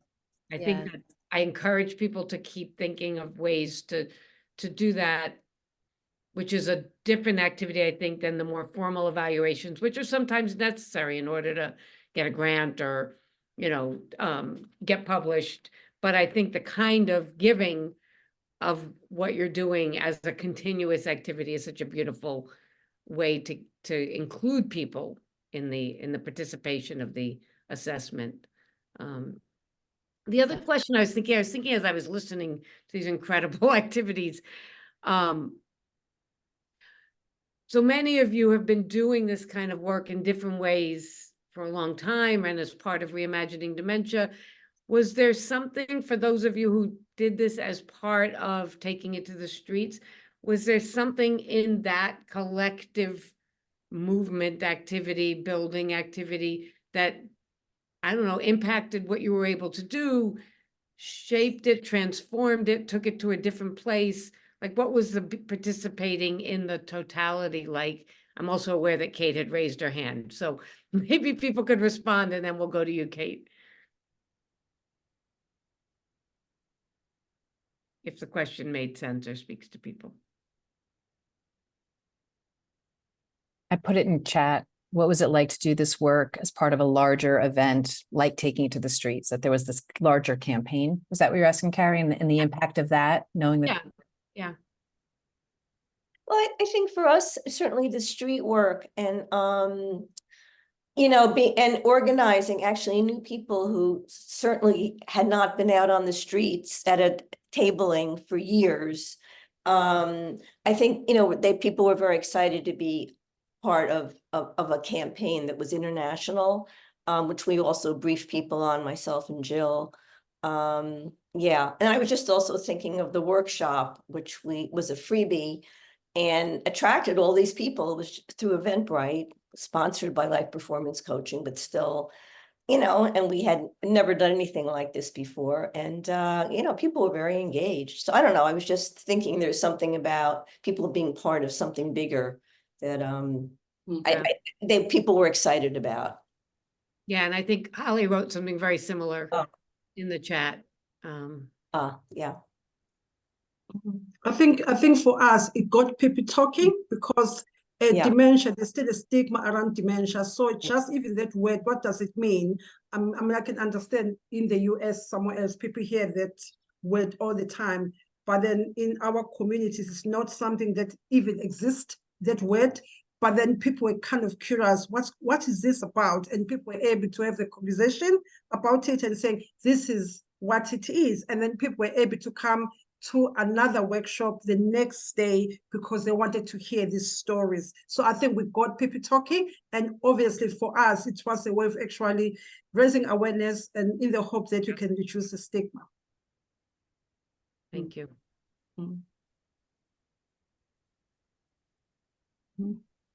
I was thinking two things. One, that, you know, it gave us, made me feel, you know, kind of more powerful that, you know, we designated the activities to be in and around International Alzheimer's Week, whatever, I forgot it was called, different things, World Alzheimer's Day.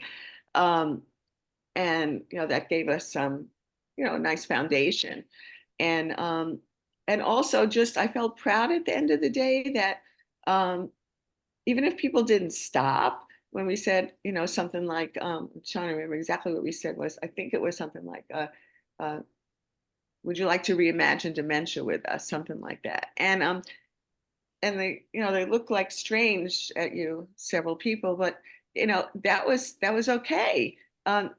Just given the stigma and the isolation to be out there in the community, saying that, giving that folks could start to think differently about it or have their own conversations. Yeah. Mm-hmm.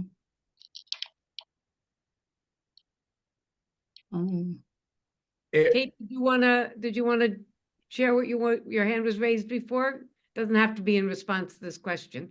Yeah, I was just saying it was not for this event, but I run a group on Fridays here on the Sunshine Coast in Vancouver. It's and in Canada. So what I did was imagine this big Bristol board.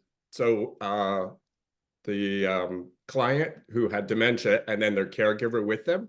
So we divided it in half and we gave them a whole bunch of magazines, and it was to rip out, doesn't matter, explain yourself without words.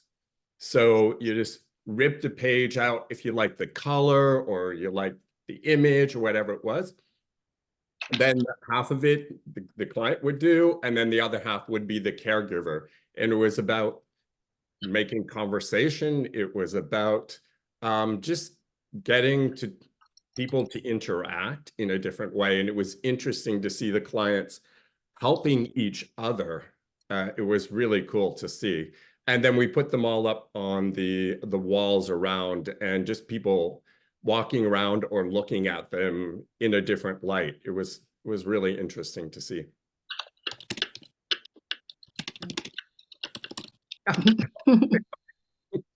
And Alan, I'm going to frame this from our street performance. Maybe I'll make a flyer out of it and post it around places.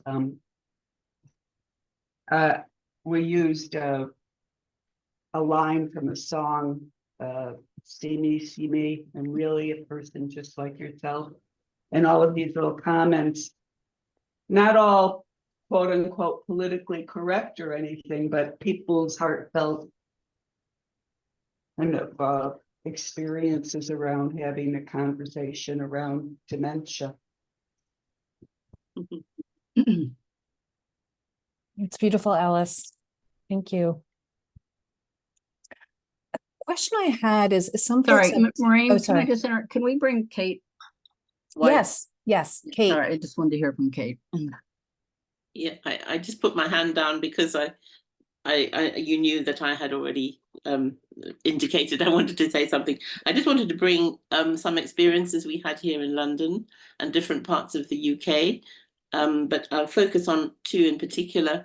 One, which was a music event, which we held in our local library. So we had a collaboration with the library here in Camden, who had have a piano and who had just invited the public to come and play the piano. So I thought, well, that'd be a good venue for our Take It to the Streets event. So the library were, I think what I learned was about the collaboration with people who really want to be reaching out to the community, but maybe don't know quite how to do that. So the library were very excited to be welcoming Taking It to the Streets as a campaign that they could be involved in too.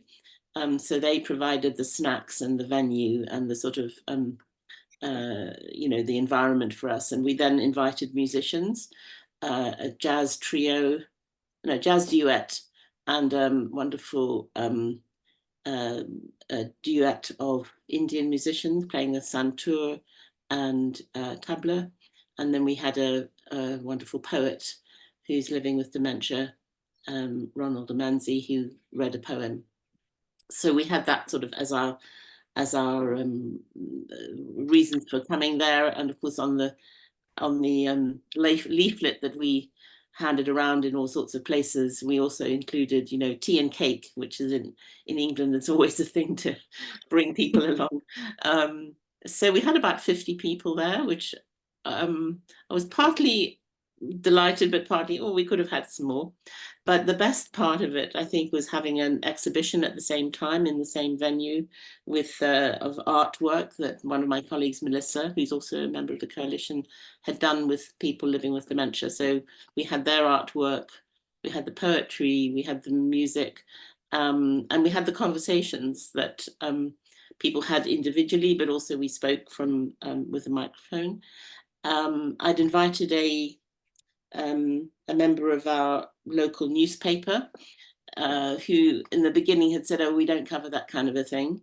You could write a letter to the newspaper. But in the end, they came and they interviewed me and a few other people. And actually, we had quite a very big spread in our newspaper about the event. And I think she was I was thinking about evaluation. that actually having the evaluation from the outside of a complete outsider, she said, I don't know anything about this, and I'm just totally blown away, you know. So she became an ally through participating and being invited. So I found that quite surprising, but actually really interesting too.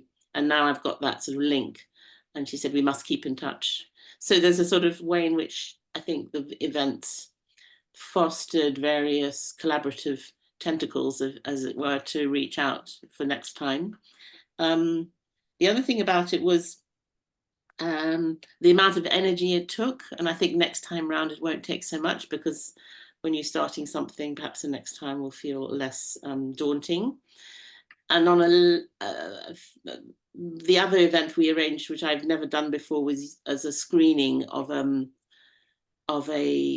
play which was written by one of our coalition members whose mother is living with dementia, and she wrote this play and is acting in the play. She's also an actor, so she's acting both herself and her mother. So the play is about a mother-daughter relationship, and we screened that on Eventbrite. And whilst we had, you know, I don't know, like 50 or 60 people intending to come, in the end we had like 20, which I gather is what happens. And we had a really wonderful conversation following a very moving play, which we all watched together, as it were, on screen. And the actor writer was there to have a conversation with us about the play. And finally, we had a dog show in our local area, and this is part of a community event. And so one of my friends who is part of that community, it's like a block of flats, they have this annual kind of dog show. She said, well, why don't we just have a stall at the dog show? And it was an absolute washout of a day. But actually, people did come with their wonderful pooches. And what was good about that was we just handed the leaflets around and said, hey, listen, you might be you may be interested in this. Here's some information about dementia. You know, you pass it on to your friends. And sort of like they were a bit of a captive audience because they were there for something else, but it was like, we could just say hello, hi, you know. So I think altogether, we'd like to do it again, but I think it will take less energy. And also, I think it would be good to have it in a framework of purpose and vision for our community, to think about how that fits in with what we're doing. So good. It was, as many people have said, it was tiring, but also I wrote in my thing, encouraging and enlivening. It was a good learning experience. Thank you, Kate. Inspired by, one of the first things you said was, some of the discoveries being made about partnering in the community and, the partnership with the library and discovering what's possible.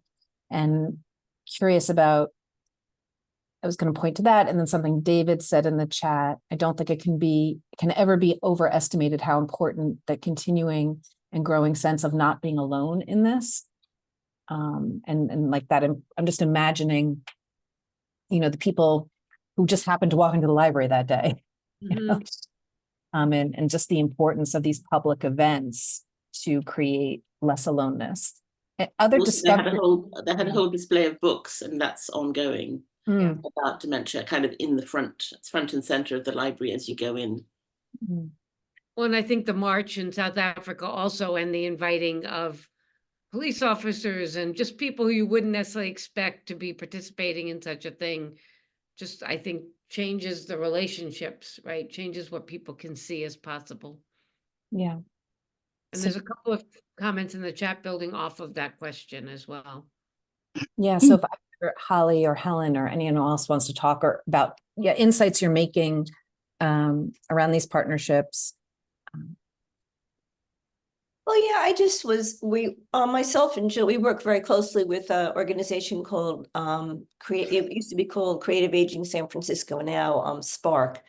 And they do a lot of stuff with art. And I'm just thinking, Jill, how we could be collaborating with them more. We could do something with art. We have some people that would volunteer to do music. You know, instead of, and maybe doing it in San Francisco since that's where they're based. But I don't know, it was just kind of having me think about new possibilities in terms of expansion with other groups that are also doing things, but everyone seems in their own little silo. So, yeah.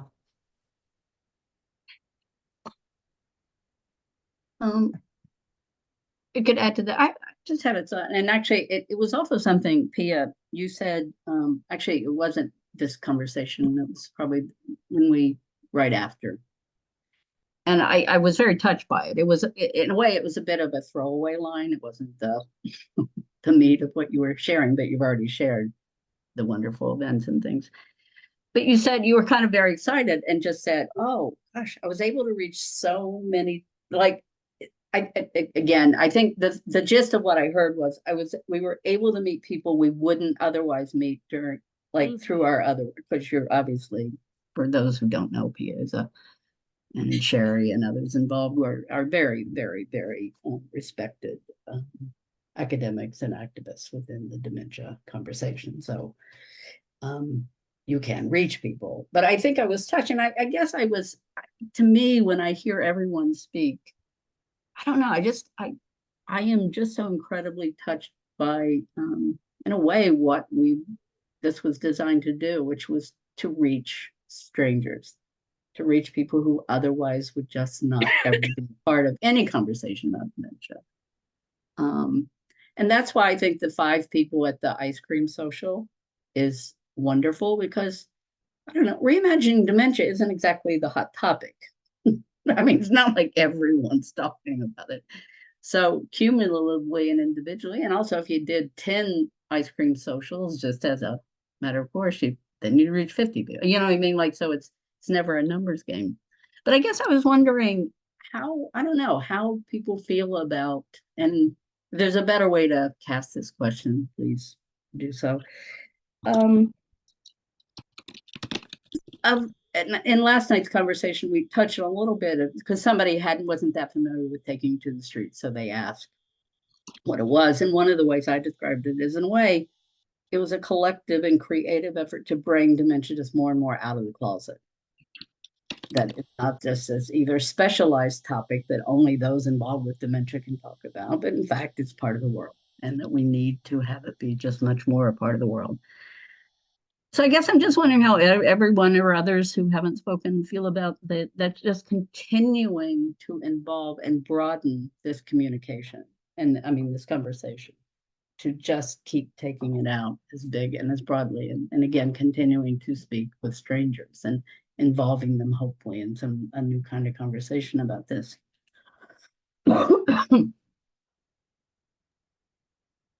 Hey, if it's okay, I'll comment a little bit. I'm Leah Miller with Creative Aging Network of North Carolina, and we use the arts to improve the lives of older people as they get older, from active and independent to frail, and in long-term care. And so I'm here today just to listen, because I've been swamped with work and haven't had a chance to be involved like I would like to. But I've been listening and getting lots of ideas. We have had some people ask us if we do programming on our campus for people with dementia, and we did before the pandemic, but we haven't done much programming since reopening in the summer of 2022. And so you all have given me lots of good ideas. I mean, you know, just bringing people, just bringing the topic of dementia to the forefront and making it acceptable to just have a conversation about it, and to include it as part of everyone's life. If you don't directly know someone who has dementia, you probably know someone who has a family member who has dementia. And opening up those lines of conversation and providing creative ways for people to address the issues and also move forward in a positive way. I believe the arts are, you know, the way to do that. So I don't have any like specific actions that I'm going to take after this meeting, but other than to start writing some of these ideas down and planning for how we are going to proceed with this whole concept of taking it to the streets and how we might get more involved to support our folks with dementia here in North Carolina. So thank you all. I was thinking, that's great, Leanne. It made me think about, I think it's in both in New York and in Oakland, but the very simple thing of stopping people, of having students, like I work on a campus, who are interested, stop people and say, what would it mean to reimagine? What does reimagining dementia mean to you? I mean, one thing we've done at the Institute often is go out on the streets and ask really simple but slightly bizarre questions, and not worry about whether people are going to, quote unquote, completely understand what you're asking. And you'd be amazed at the conversations that come out. And also, people are used to being surveyed. So you could stop people and say, can I ask you a couple of questions? And, most people will say no, but enough people say yes. And then you're suddenly in a conversation. And it's a really different experience, I think, for both people, right? For both we did an entire 3 years of surveys asking people about their experience of diagnosis overall, not and something up in Harlem in the predominantly African-American community. And the number of conversations, and we weren't trying to convince people of anything. Some people said diagnosis is extremely helpful. It's made me feel like I'm not strange. And there's other people were like, oh my God, it's the worst thing ever. But all of them were conversation starters. So I really like the survey idea. I think it opens up possibilities. And then you invite them to the ice cream social at the end of that. Maureen, I'm aware that you need to leave and you should probably do that. I know, I don't want to go, but I do have to, I have to leave early. Thank you, Mary, for inviting me. Please, my pleasure. I look forward to continuing to partner with everybody. And yes, let's keep going. Bye. Thanks. Bye, Maureen. So we have about 3 minutes before, and this is just so you know, Carrie, this is, people get off right at the time. So I've learned to start anticipating before everybody disappears. Creative but rigid, all at the same time. Very good. That's like Patrick, Patrick, you want to share? Anyway, we have about 3 minutes, please. On whatever you want to share. I think. But Patrick, you want to share with us? Can I? Yeah. Yeah. Yeah. I spent a lot of time in the oncology department at the local hospital over the last few weeks, and I had an MRI and a CAT scan and more. But I saw a lot of people that I've been seeing over the years there on the staff. One of them said, "I remember you from 11 years ago." So there's kind of a flow there if you're lucky enough to get in the stream. And we were talking, and I said, you have painting and art, images done on the inside of the tubes for the PET scan and the CT scan. And I said, where did those come from? And she said, I don't really know, but there's hundreds of them around the hospital. And it's kind of a new thing. And I thought, well, what if we had, we supplied you with some images, regarding our subject here. And they said Dimension, maybe would go through, I said, maybe we could have people that were patients do art on the subject of dementia. And they'd never, jaw dropped. They didn't know, but they said, well, that sounds like fun. So I'm going to go, at the next test, and we'll talk about it some more. But I thought that'd be far out because it's hundreds of sites, and it's a lot of people sitting and looking. So, no, thank you. a lot That's wonderful. Well, this makes me think, and this came up somewhat yesterday, so it's now I'm playing around with it in my head. And I'm seeing just the topic, but then somebody says, I guess it was Kate, maybe if you're starting out, we can support one another like Leah and thinking about possibilities. And one of the things that I'm thinking, and we spoke a little bit about yesterday, was that I think we could maybe this year more actively partner and also affect partnerships, because both within states, within region, whatever. I mean, I'm not talking about creating a whole, bureaucratic infrastructure, but also some of the people yesterday were saying they're just not, that creativity just in play just isn't quite their thing. They're not comfortable with it. They're not sure. And I mean, again, with Carrie and Maureen, but there's so many people within and outside of the dementia arena who are just enormously creative community builders, who I also think we could bring into and introduce to folks who perhaps need that kind of support. So I just think we could probably make better uses of our vast global community. Because there's a ton and very good people who know it and could support doing something, perhaps pushing the envelope a little bit more. So I think that we'll put that on our idea list. Any final thoughts before we go? Oh, it's 101. I know. Whoa, we snuck it in. Well, thank you all. It's great to Thank see you. We'll do one more where these conversations, as always, will be sent out to folks. But thank you for being here. We look forward to working with you, and have a great rest of your weeks, and stay warm, because most of the world is under snow and ice. See you later. You too. Bye. Bye. Let's end the meeting. Yes, let's. Right.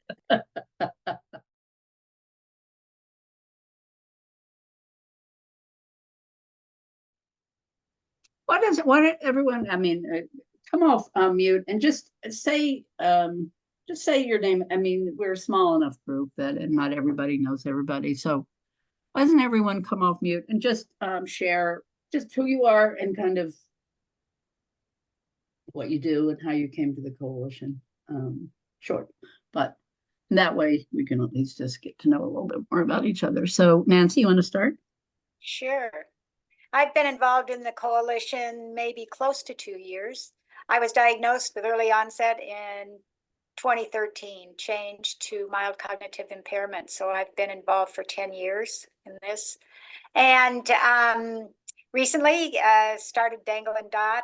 It is a daring to do dementia different. And so my co-founder and I are spreading the cheer and it fits right in with Mary's trajectory that it's not always a tragedy. So I'm here because I believe in the cause. Nice to meet you all, because you're all someone I haven't met except maybe Keith and Mary.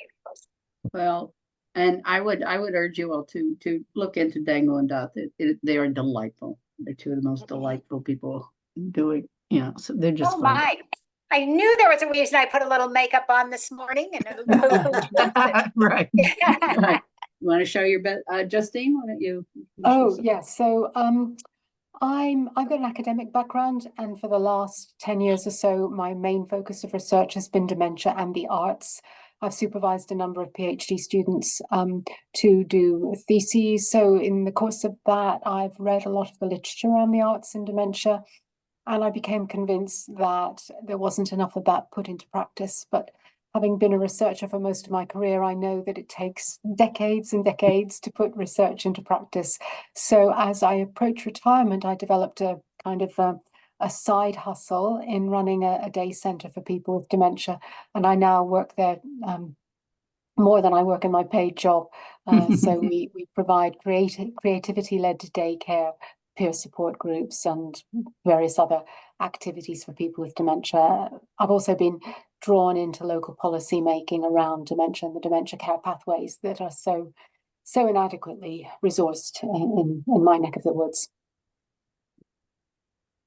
Well, sadly, I wish there was a neck of the woods for which that wasn't similar. There wasn't a similar story. Pat.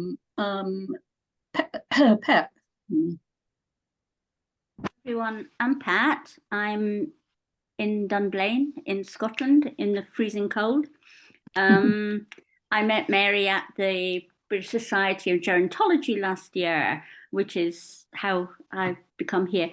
I've been retired for almost 15 years, and I'm very bad at being retired. So I get involved in all kinds of interesting things like this. Yes, you do. Keith, why don't you? Well, Pat, you just stole my thunder because I was about to say that I was really cold in Canada until you said until you talked about Dunblane, and I was just, what do I have to complain about? I mean, I just, I'm in a toasty -15 here, so it's like should be okay. But But you're yeah, probably better at coping with it than we are. oh, I don't know about that. Believe me, you can't see me shivering right now, but I got a heater back there, so. But yeah, where to start? My goodness. My background is design, but also research. My research work was really about persons living with dementia within long-term care homes. I had an opportunity to interview those persons that were living with dementia within long-term care homes about their perspectives of space and place. And normally what happens is you're sick and ill. The person within patient is lost. And there's a crisis of what I call characterization of those individuals as it relates to their contribution and their citizenry to the world around them. And so much so that they sort of become lost within the context of our own world. And that research really changed me as a person, my internal constitution, as how I see the world, and those persons as being creative persons that are able to articulate their space and place and what they would like to have, and their autonomy within those spaces as well. So that's where it really started for me, and I became a volunteer. I started to learn even more. And then though that research work and the thesis work had led to projects that I'm currently working with right now. They would relate to everything from the Reimagine Dementia project, the art exhibit that was done last year, which was just still talked about to this day, and the buzz of that, but also other projects, the Ikebana project that we are currently working on in Japan, and also a personal project of mine, which is to bring a garden space into a long-term care home within the seasonal affective disorder months of which we are in right now, which is not too nice to look outside and see dirty snow and imagine for a moment seeing flowers and all of those different things. So that's a little bit about me. And Thank you. yeah. Thank you. Ellie, you wanna? Sure. Well, I'm L.A. Walker. I'm living in Las Vegas, and I'm not quite as cold as Keith and Pat, but we are colder than normal here. I'm a playwright. You're in Vegas? Hey. Yes, Nancy's in Vegas. I am. I want to talk to you, LA. Okay, good. I want to talk to you too. So I have an organization called Social Issues Theater, and we just performed a play entitled The Wonderful World of Was. It's a musical dramedy, and I have to tell you I've been quite inspired by Reimagining Dementia, and we had an opportunity to do exactly that because we had a lead who actually was a understudy that I did not know had memory loss. He had memory loss. He acquired that from the West Nile virus several years ago. And so he was pulled in at the very last minute. And the cast, I did not inform them of the extent of his memory loss because I was afraid they would just like freak out and quit. And so they didn't, they embraced it. And he got a chance to really participate on his level. Anything that he forgot, they got right in and covered that up and went on with the script. The audience never knew the difference. And it was amazing. Very, very amazing. So that's who I am and what I do. It's a valuable lesson. I always remember when I was a theater director, would always tell cast members that if you make a mistake on stage, just continue going.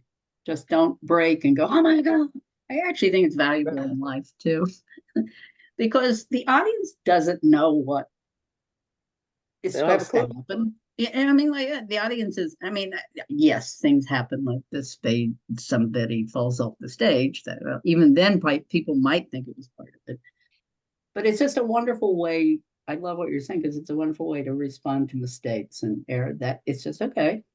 You continue the show. You continue the performance.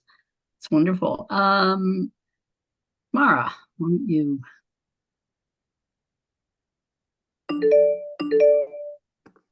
No. Tamara, do you want to speak? I'm sorry, I heard Mara. Just no. my name is Tamara. So, sorry. Tamara. You know, I was going to make an educated guess, and it was the wrong one. It's quite all right. I just didn't hear the beginning. I answered to all of them. So my name's Tamara Keefe, and I live in Seattle. And I began in the memory loss world working for a small adult day program that's very arts-based. And I was the director of that program for a long time, and also did collaboration with many people in the community, including starting a program at the Frye Art Museum. But of all that work and the work in Seattle by various of us was really believing that people living with memory loss have, as all of us, have a deep inner place, and that's the place from which I operate and I meet others. So how I got to reimagining the Creative Coalition was at a time I had started working for Seattle Parks and Recreation, and a woman I had previously hired was in the position of the person who coordinates memory loss programs here at Seattle Parks and Rec. They went on leave, and I was juggling that role along with my other couple of roles.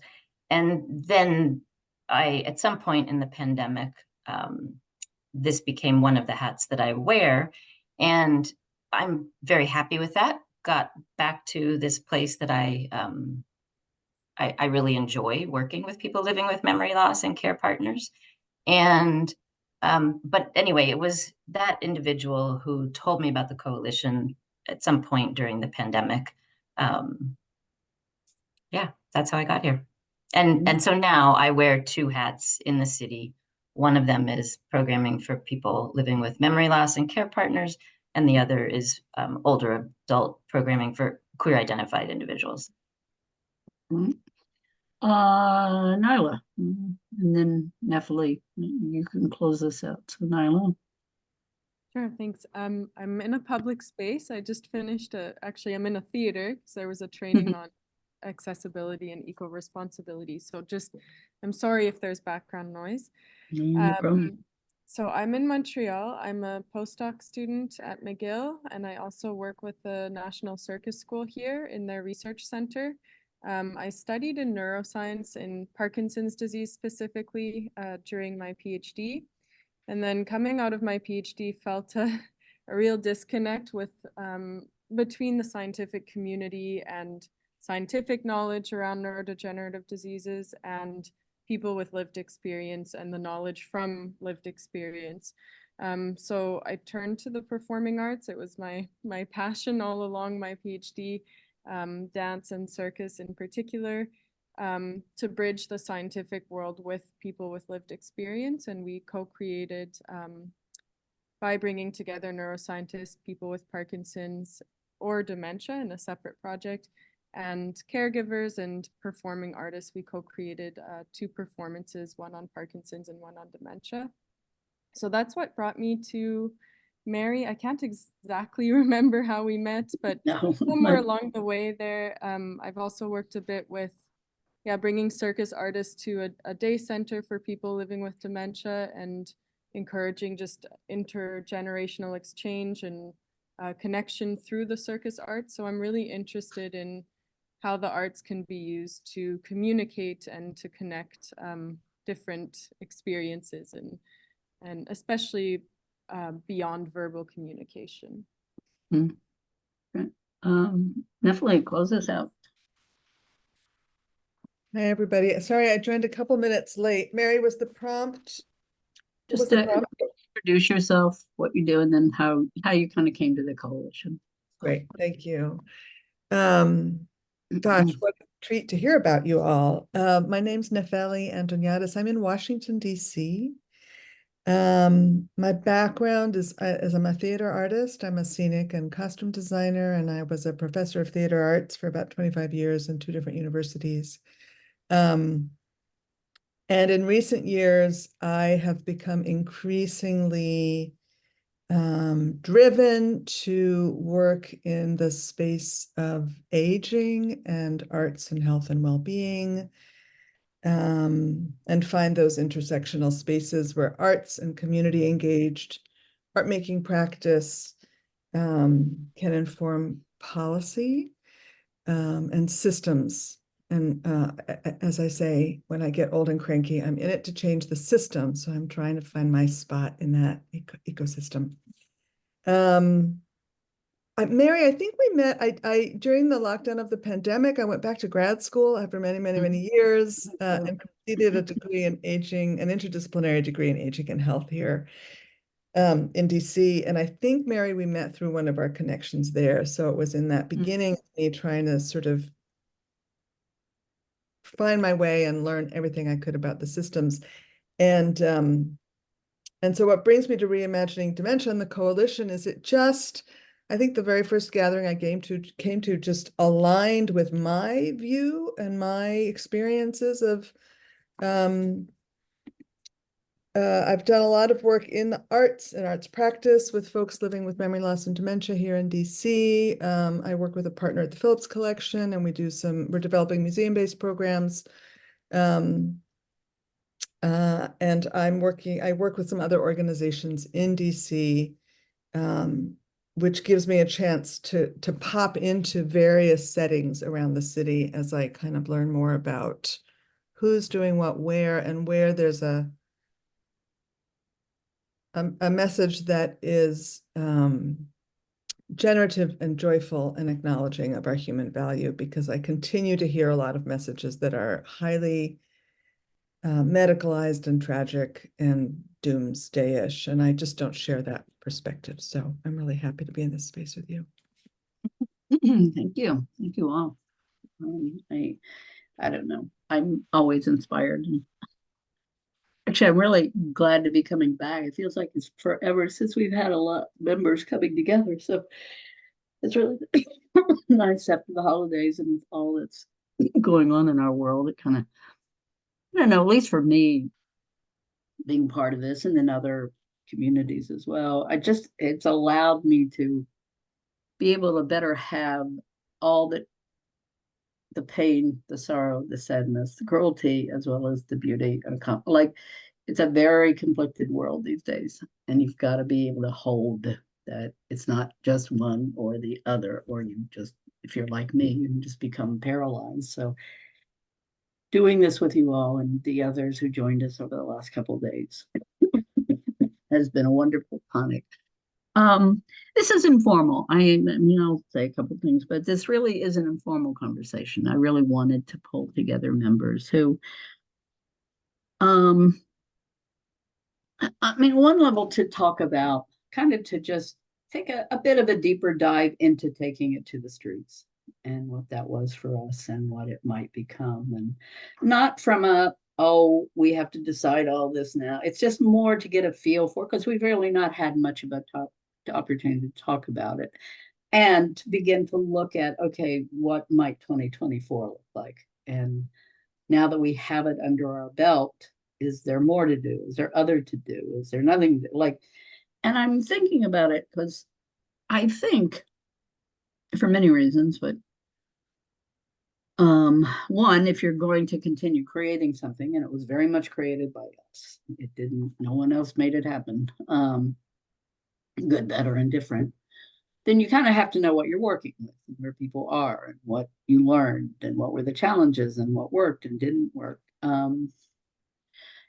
also, I genuinely believe there is, and it's, I mean, to your point, Nafali, there, yes, it's not like we've not entered the golden age of dementia. It's not as if the messaging and the tragedy narrative and all that doesn't continue to probably dominate. On the other hand, and maybe call me if you feel free to say that I'm naive, I actually think there is a shift taking place in how, and there's a greater openness to, at a minimum, dementia not being viewed in absolute tragic terms. But also, I think there's genuinely just much more of an acceptance of various creative, perhaps more radically humanistic, more innovative approaches, slowly seeping into kind of the public conversation. I'm not talking about particularly what conversations I or us might be involved with, but I just get this feel that it's a little easier for people to come out publicly. And for there to be a bit, and some of the news articles that I've been reading are just a bit more nuanced. You know, I think they're trying to grapple with, I think, the enormous complexity of memory loss, dementia, you know, Alzheimer's, cognitive decline, whatever you want to call it. So I think we've been a part of that. I really do. I'm not overstating it. We're a small but mighty group.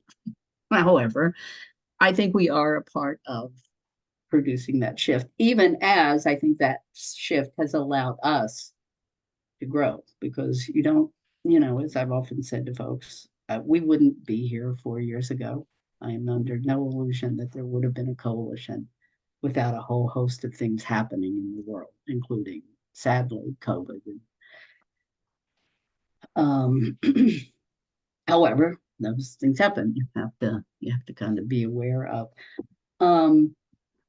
And so I think for me at least, and then I just want to kind of open it up, you know, I'll give some direction, but please don't feel like there's a script you have to follow. I really would like to hear from you all, thoughts, feelings. That I think for me at least, again, it's just, hey, this is a good moment to. So we did take our shot with taking it to the streets. It was it didn't have to succeed, and it wouldn't have if there were the people who organized the dozens and dozens and dozens of activities and events and conversations, including some of you on the screen. And others who, participated in a whole host of other ways, through social media, through just ordinary conversations, ongoing, partnerships and things like that. So I personally think, hey, I would really love to build with that and kind of take, in a way, and tell me if, feel free to say this isn't clear. Taking it to the streets, on one hand, it's a campaign. It was a campaign we created. And for some of you, I'm going to just say briefly what it was, because I realized in the last 2 meetings, a few people were just not as involved with it. So I'm going to briefly recap the spirit of it. But it was really designed to, one of the things I said on Tuesday's meeting was, to continue helping dementia, if you will, come out of the closet. Because I think it is still far too shamed and stigmatized. It's shamed and stigmatized, as are other things. But more importantly, proactively, to just bring this conversation to ordinary people, to the broadest populations possible. That I think it's great that there are so many wonderful people within the, if you will, official dementia community. I think it's important we keep relating to each other. And I think it's important we don't just talk to ourselves, that there are a lot of folks. If you go by that hundreds of millions of people are impacted by dementia in one way or the other, then everybody is impacted by it. I don't care if they know someone. It's in the ethos. People think they know what dementia is, and it's not always positive. So really, it was kind of saying, inviting members and others to create activities, conversations, events, whatever, that made a good faith effort to reach strangers, if you will, to talk to strangers. And so taking it to the streets was really a bit metaphorical, although some of our members actually did literally go to the streets. They set up a table, they stood there, they said, hey, we'd like to talk to you about reimagining dementia. And believe it or not, people stopped. It wasn't, and as one of the people who did that said, it was way less weird than they thought it was going to be. However, it's more the spirit of, can we now, and do it as creatively and invitingly and culturally as possible, to also just in the very way we're doing it, convey that, hey, this isn't a tragedy. It's serious. We're serious people, and we're not going to participate in that particular narrative, both in form and content. So really, for me at least, the way I've been thinking about it is I think taking it to the streets is kind of, leaving aside for a moment, although people could weigh in on this, we'll do another week in September. Like that was the design. We have a little bit more lead time. It's now under our belts. But in my mind, it's also that, I don't know, taking it to the streets is something we could do every day. It's in a way where, and just in that spirit of that mentality of that. And then obviously, have it be something that's guiding our overall work. And again, it won't be the only thing we do this year. Obviously, we love to partner with members to also see what other kinds of things we want to do, and people should feel free to comment on that.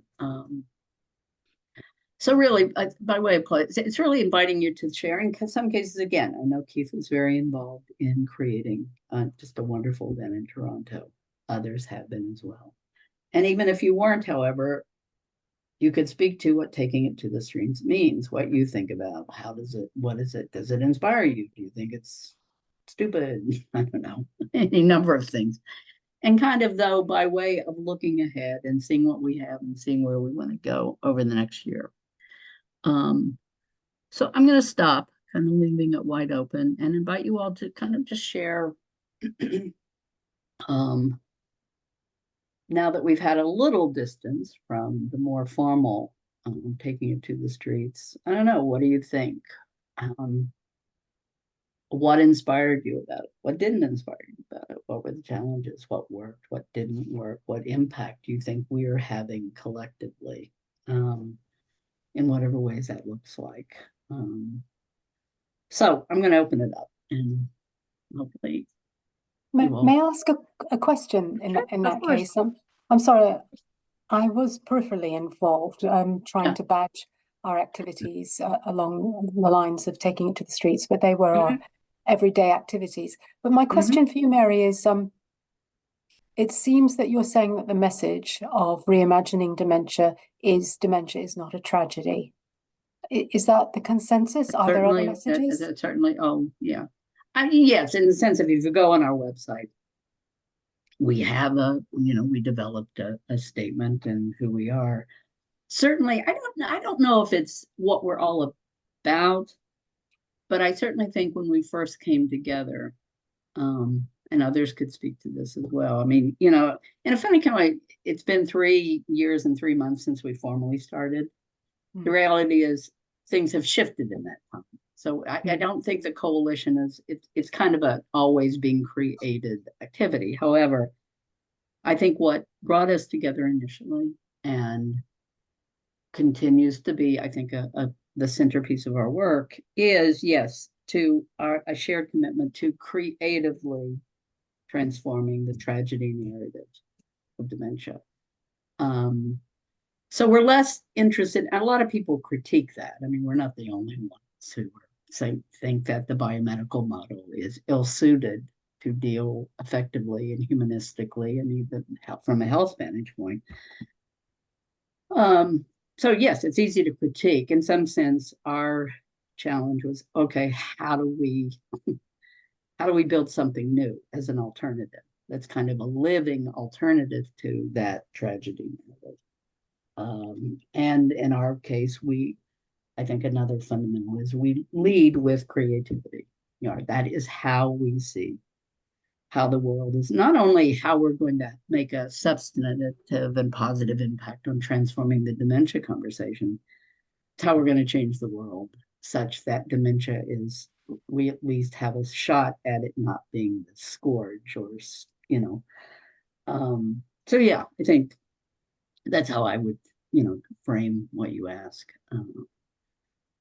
And the doing of that has been very organic, believe me. I mean, they've grown, and these member conversations are incredibly important.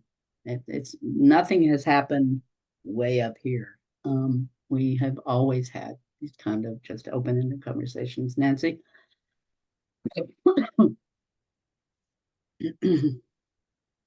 You're on mute, dear. It's okay.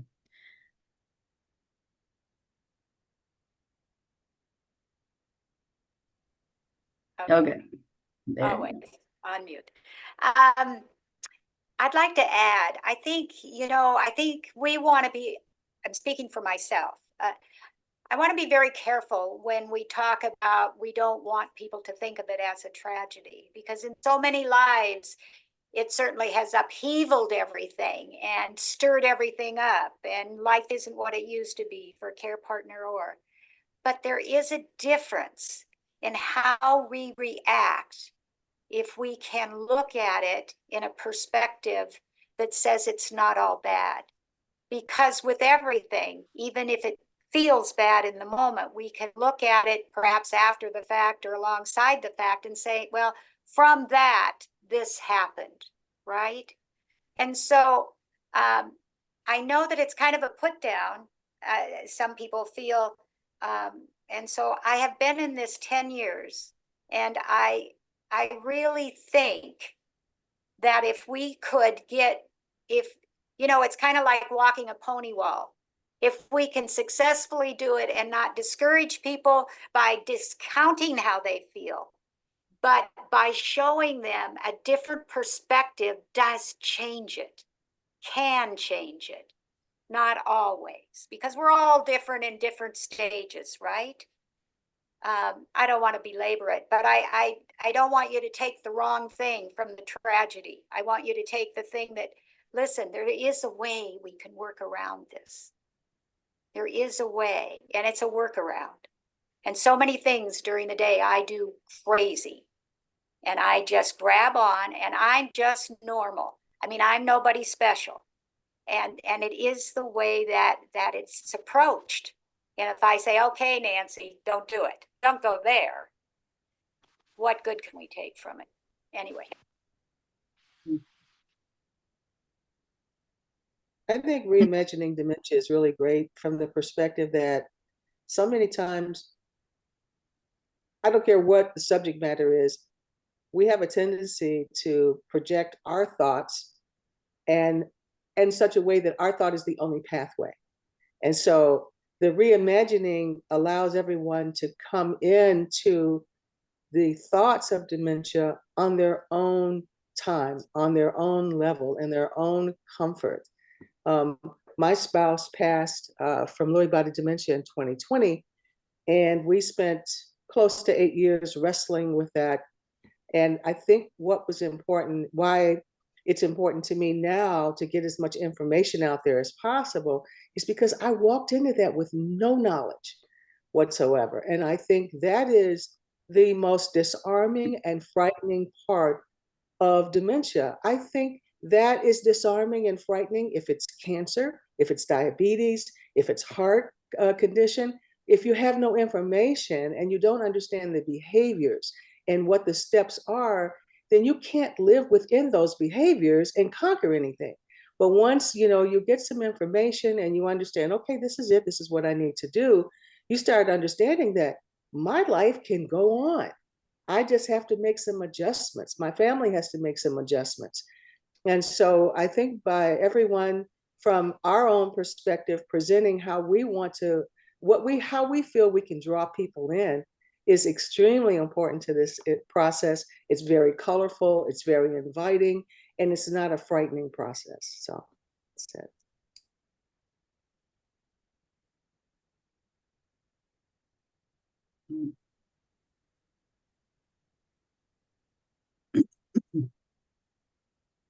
Others?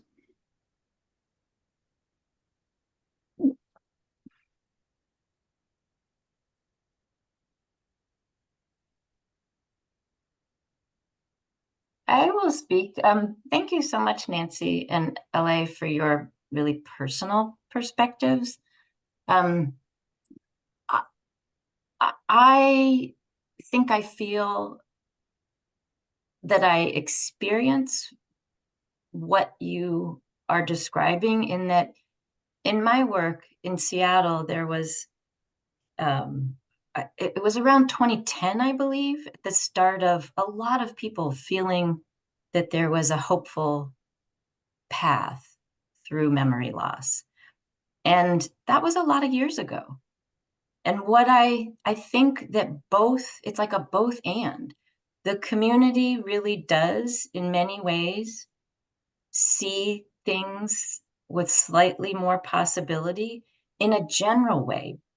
And at the same time, for every family and every individual who has the diagnosis or the experience, it's brand new for them. Even for people who have been working in the field, who then sort of shift into a different place of a more personal experience. And so that is something that I have really felt around the taking it to the streets, both this isn't really a new message for a lot of people and organizations in Seattle, and yet it is. It's very new, and it's always going to be new. And then my personal experience with the taking it to the streets was sort of that, along with, for me, it was, even though I didn't have a lot of time to be like really closely involved in lots of group gatherings, it felt important to be a part of something bigger, because work has been very hard the past few years, and making positive things happen has been a big challenge. So I think my little success internally is that my event, I worked with 2 kind of internal partners in addition to the community members who attended the program.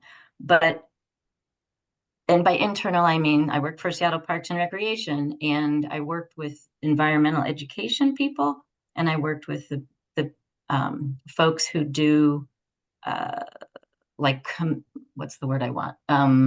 Sorry, I'm forgetting the word. Experiential education. Like playful games and team building experiences. Like there is a ropes course here. We didn't use the high ropes course, but we did some physical challenges. And so I facilitated a creative thing. There was an environmental, be out in nature piece, and there was the sort of playful games, just having fun. And the staff and the volunteers that were involved had never worked with people living with memory loss. Yes, people in, lots of children, and also kids and adults with developmental disabilities, but not memory loss per se. So that was great. And also a piece of reaching some Spanish language speakers who participated as well. So yeah, I think I just keep feeling that I've been doing the work for a while, and it's not a new position for me. And sometimes I forget that, but for every person who's living with memory loss or who's closely touched by it, it's brand new all the time. And I think it's important for all of us to remember that.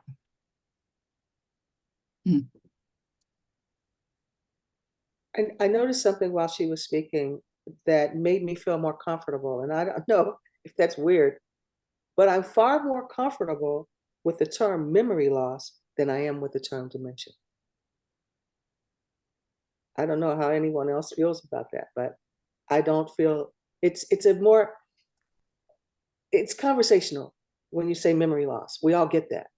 I think when we say dementia, because of it having been so stigmatized, there's a fear that comes over us just by that name, whether we realize the emotional transition or not. Just, that was it. I just, oh, sorry, just a quick response to that. I think on the one hand, it's not just memory loss, so I wonder if that would be misguiding to refer to it as memory loss. But on the other hand, I think you have a really interesting point there, is how do we use words that relate it back to other people's experiences too, to make it less stigmatized or less other. I might just type from now on because it's a bit noisy here, but I just wanted to respond to that. Yeah. It's actually not that noisy. I mean, as you talk. What are you thinking, Keith?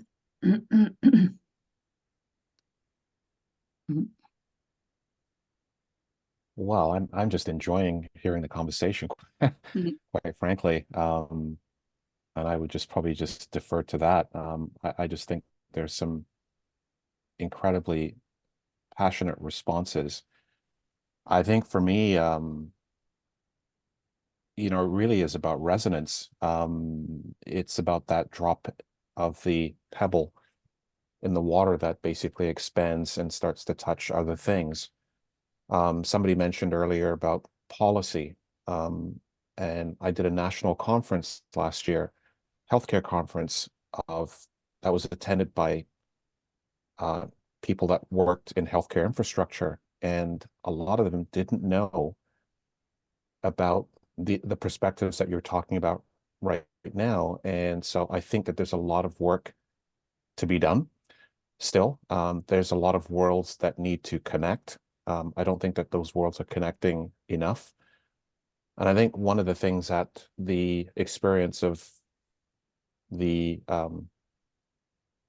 Taking It to the Streets event was the feel good that happened with those connections. There were people from all walks of life that were part of this evening exhibit. And I think it was transformative when they walked away. And I think that they were activated to do something after that. And so I keep coming back to that word resonance, where for me, being a volunteer changed my very nature and inner constitution, and activated me to do something else, and then me connecting to other persons to do that. And I think that's how the world changes. I do think, though, that there is something to be said about, I know that we're wrestling with these terms, and I think it's interesting. And I wrote it down, the difference between memory and dementia. From the general public standpoint, as it relates to their perception of sickness and illness, there is a bit of an empathy strain, I think, as it relates to the fact that there are so many things that are happening. There's cancer, there's dementia, there's all of these different things, and it's quite difficult, I think, for the general public to understand and sort of filter through, you know, what matters most to them. And I think one of the things that I took away from Taking It to the Streets and belonging to proudly belonging to Reimagining Dementia is the fact that creativity is a through line. It's something that everybody sort of understands, even within the context of dealing with a very serious subject. Creativity is one of those things that it basically is universally translatable, and everybody starts to get involved into the conversation. And by the time you know it, you're starting to talk about very difficult things, but within the context of a very creative perspective and forum. So I think forum is also incredibly important as well, creating those comfortable forums in which this is a creative, uncomfortable forum that we're all speaking within right now. We're all comfortable to share our thoughts and our experiences. And I think as this starts to resonate, I think it creates even more forums. So I think there's a lot of work to be done, a lot of exciting things to be done. And I would like to see Taking It to the Streets continue. I actually just got off the phone this morning with speaking to several people at a national art gallery here in Toronto, the AGO, about us trying to do an exhibit there. That's resonance, right? So that's my thoughts. Natalie, you had your hand up.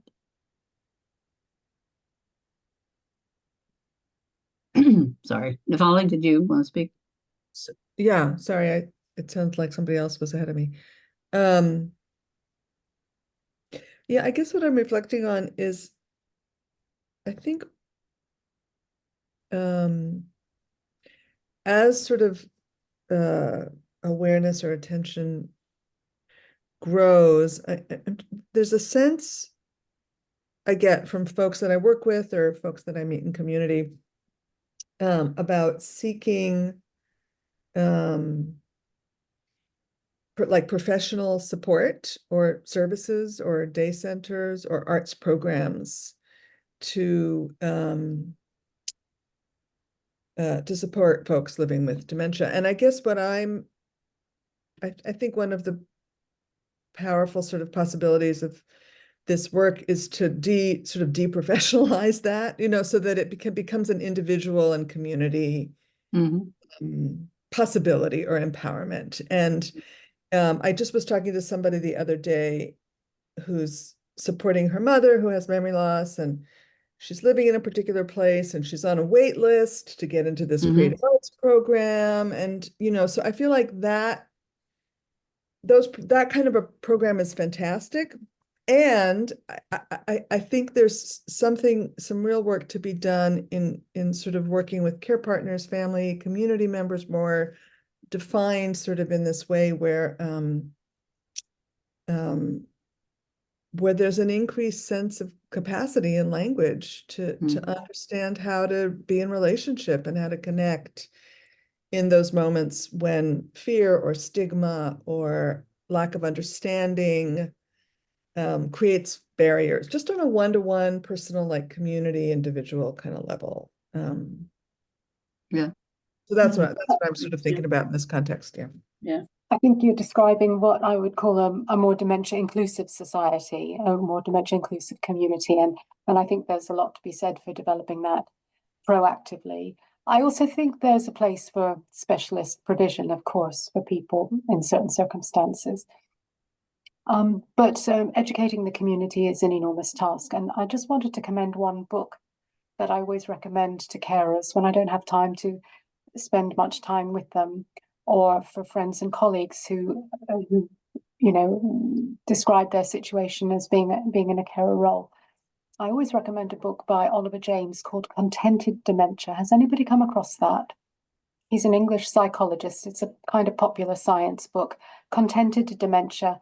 I buy secondhand copies of it on Amazon all the time and distribute them to people. And there's, you know, 2 or 3 rules of thumb in there that I always espouse. And one of them is not to shame or humiliate the person with dementia by requiring them to do things that we know they can't do for some reason. I hate it when relatives say, you must remember this, here's a pet photo. And the other thing that I try to practice, and I just want to share this with you, is don't ask questions. Just don't ask questions. Yeah. I think as I'm listening to everyone, I'm always reminded that dementia lives in the world. It's, you know, I know that can be popular to say people living with dementia are in their own worlds. I don't happen to believe that we are, and whatever it becomes is whatever we're going to do with it. And I'm thinking that it's about education. And I'm not in saying this, I'm not expecting everyone to agree. We can play with it. I think at this point, unless we engage how it is people learn, I think our efforts to educate are going to continue to fall flat. Because I was thinking about it, because I was thinking like a couple of things, and Now, Nyla, you very generously shared the resource list, which is wonderful. We'll put it up. There's, I think our website has some wonderful resources. And I can't tell you how many people I speak to who are, quote, educated people. They're all, very aware. People don't know about any resources. It's like, and so it's not that there's not a lot of educational materials out there. I mean, the book that you mentioned, Justine, is wonderful. There are just fantastic books out there now. And I think more and more of them, actually. And I think they're kind of leading the way in trying to open up this conversation. However, all I would offer is let's not confuse that with creating something new and creating a cultural, social environment in which we can embrace dementia in all its and life. I mean, that's why I don't even always feel comfortable separating out dementia from living. Anything you can say about dementia, many of us are going through it. You do not have to have that diagnosis. It's just kind of silly that and I think, because I was struck by in one of our conversations, Wally Cox, who's a dear friend and member, lives with dementia in California, steering committee member, and he was talking about doing a support group. And he said in the first group, there were probably 12, 13 guys who all had been diagnosed. And at one point he asked, how many of you all have thought about killing yourselves? And everybody raised their hands. So I'm not saying that to advocate for, I think that's if anything, it probably raises the question of how is it that we've created a culture where even the thought of, because so many people say I'm a burden or I have this, that would even be a very common response to having cognitive decline or not being able to do what you once did or being a burden or all that. However, I do contrast, I think even as we're educating, I think we've got to pay attention to the cultural, emotional complexity of this. This is not a straight path. People can't learn so easily unless you've got to involve them in something, and then they'll learn what they have to learn. And they'll learn what they need to do it in their lives. Because otherwise it becomes a little bit too much. My concern is it's kind of this one size fits all. Well, then if you read this book or look at that resource, and all those are important. Please do not hear this. I mean, I think we've done as much to try to get some wonderful resources out there. But I don't think we should have the illusion that in and of itself, I think it's going to keep us distant from people ultimately. Unless we add that, what are we creating together? And then we can, to the extent that whatever is needed for people to learn, they'll learn it. I've never seen people not learn. When we began the coalition, none of us knew what we were doing. We had no idea. And that was the fun of it. We did not have to. We've kind of learned what we had to do as we've gone along. Drives some people crazy, but So I just want to add that as a friendly, and because I think what all of you were saying is just so important. And I think we live in a world that shames people every second. So if we're going to talk about creating a way to not shame people, then we got to look at we shame people regularly. We shame people we don't agree with politically. We shame people who make us mad. We shame people, who look even remotely different. And we're all guilty of that. None of us are. And we probably don't even always aware of it. We shame ourselves. Oh my God, I didn't do that right.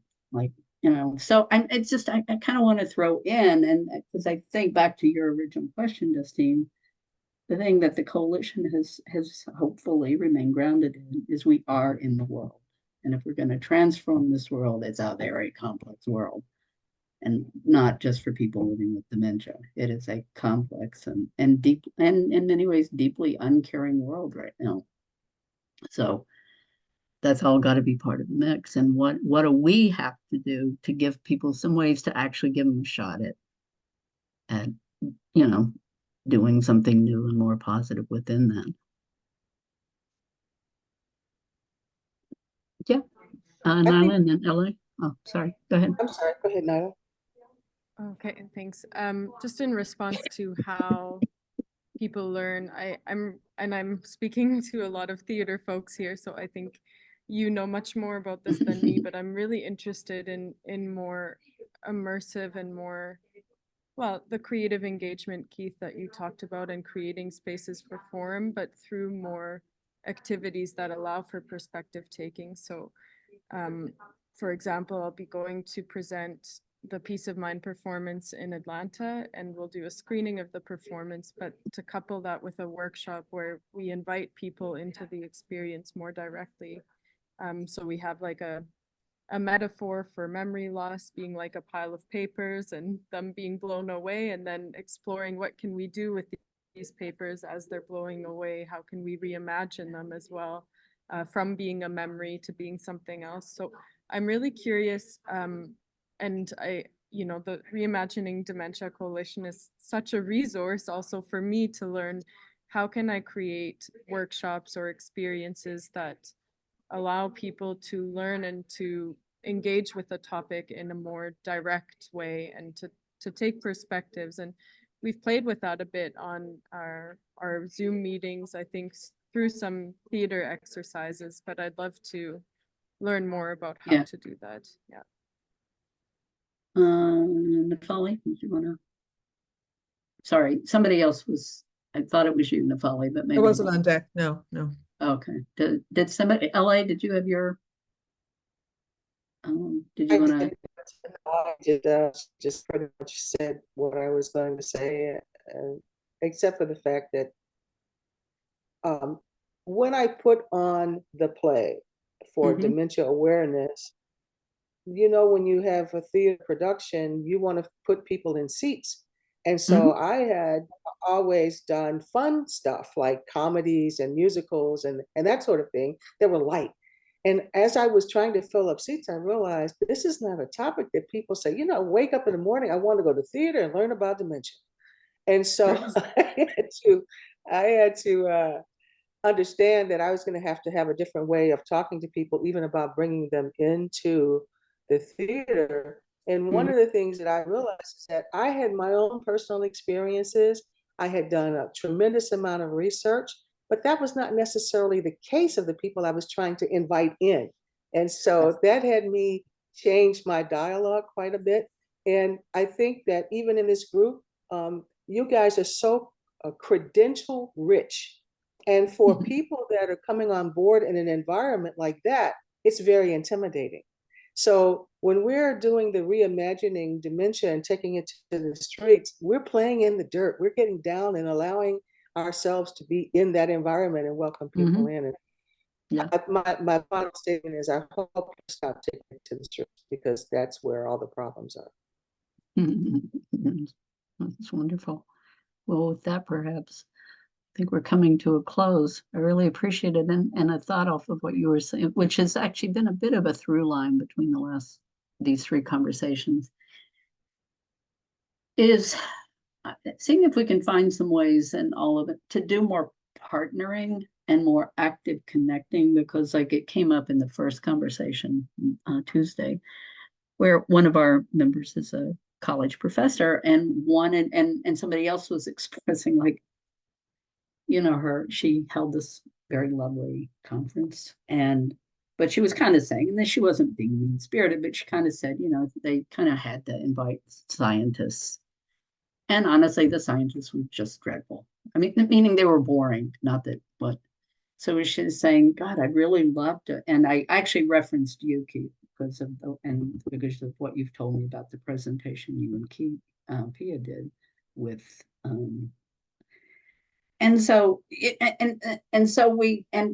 but her attitude was, well, science has to be that, and then we can do all this cultural stuff over here. So one of the conversations, and all these meetings were taped, so you watch it, was around, well, why do we need to make a separation between science and the arts?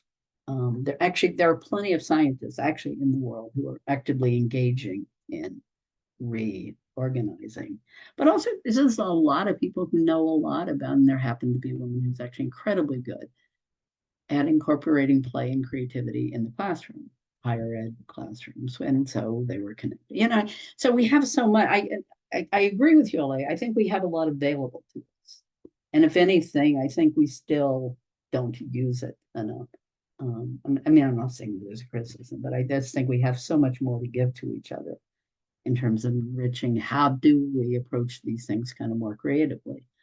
So I think we'll play with that, and obviously would love for all of you to be a part of those conversations. But for the meantime, thank you. Thank you very much. It was good to see you. It was great and I love the conversation. Thank you all for being for sharing so much. Have a good rest of your day. Stay warm. And we will speak again. Thank you. Bye-bye, everybody. Bye-bye.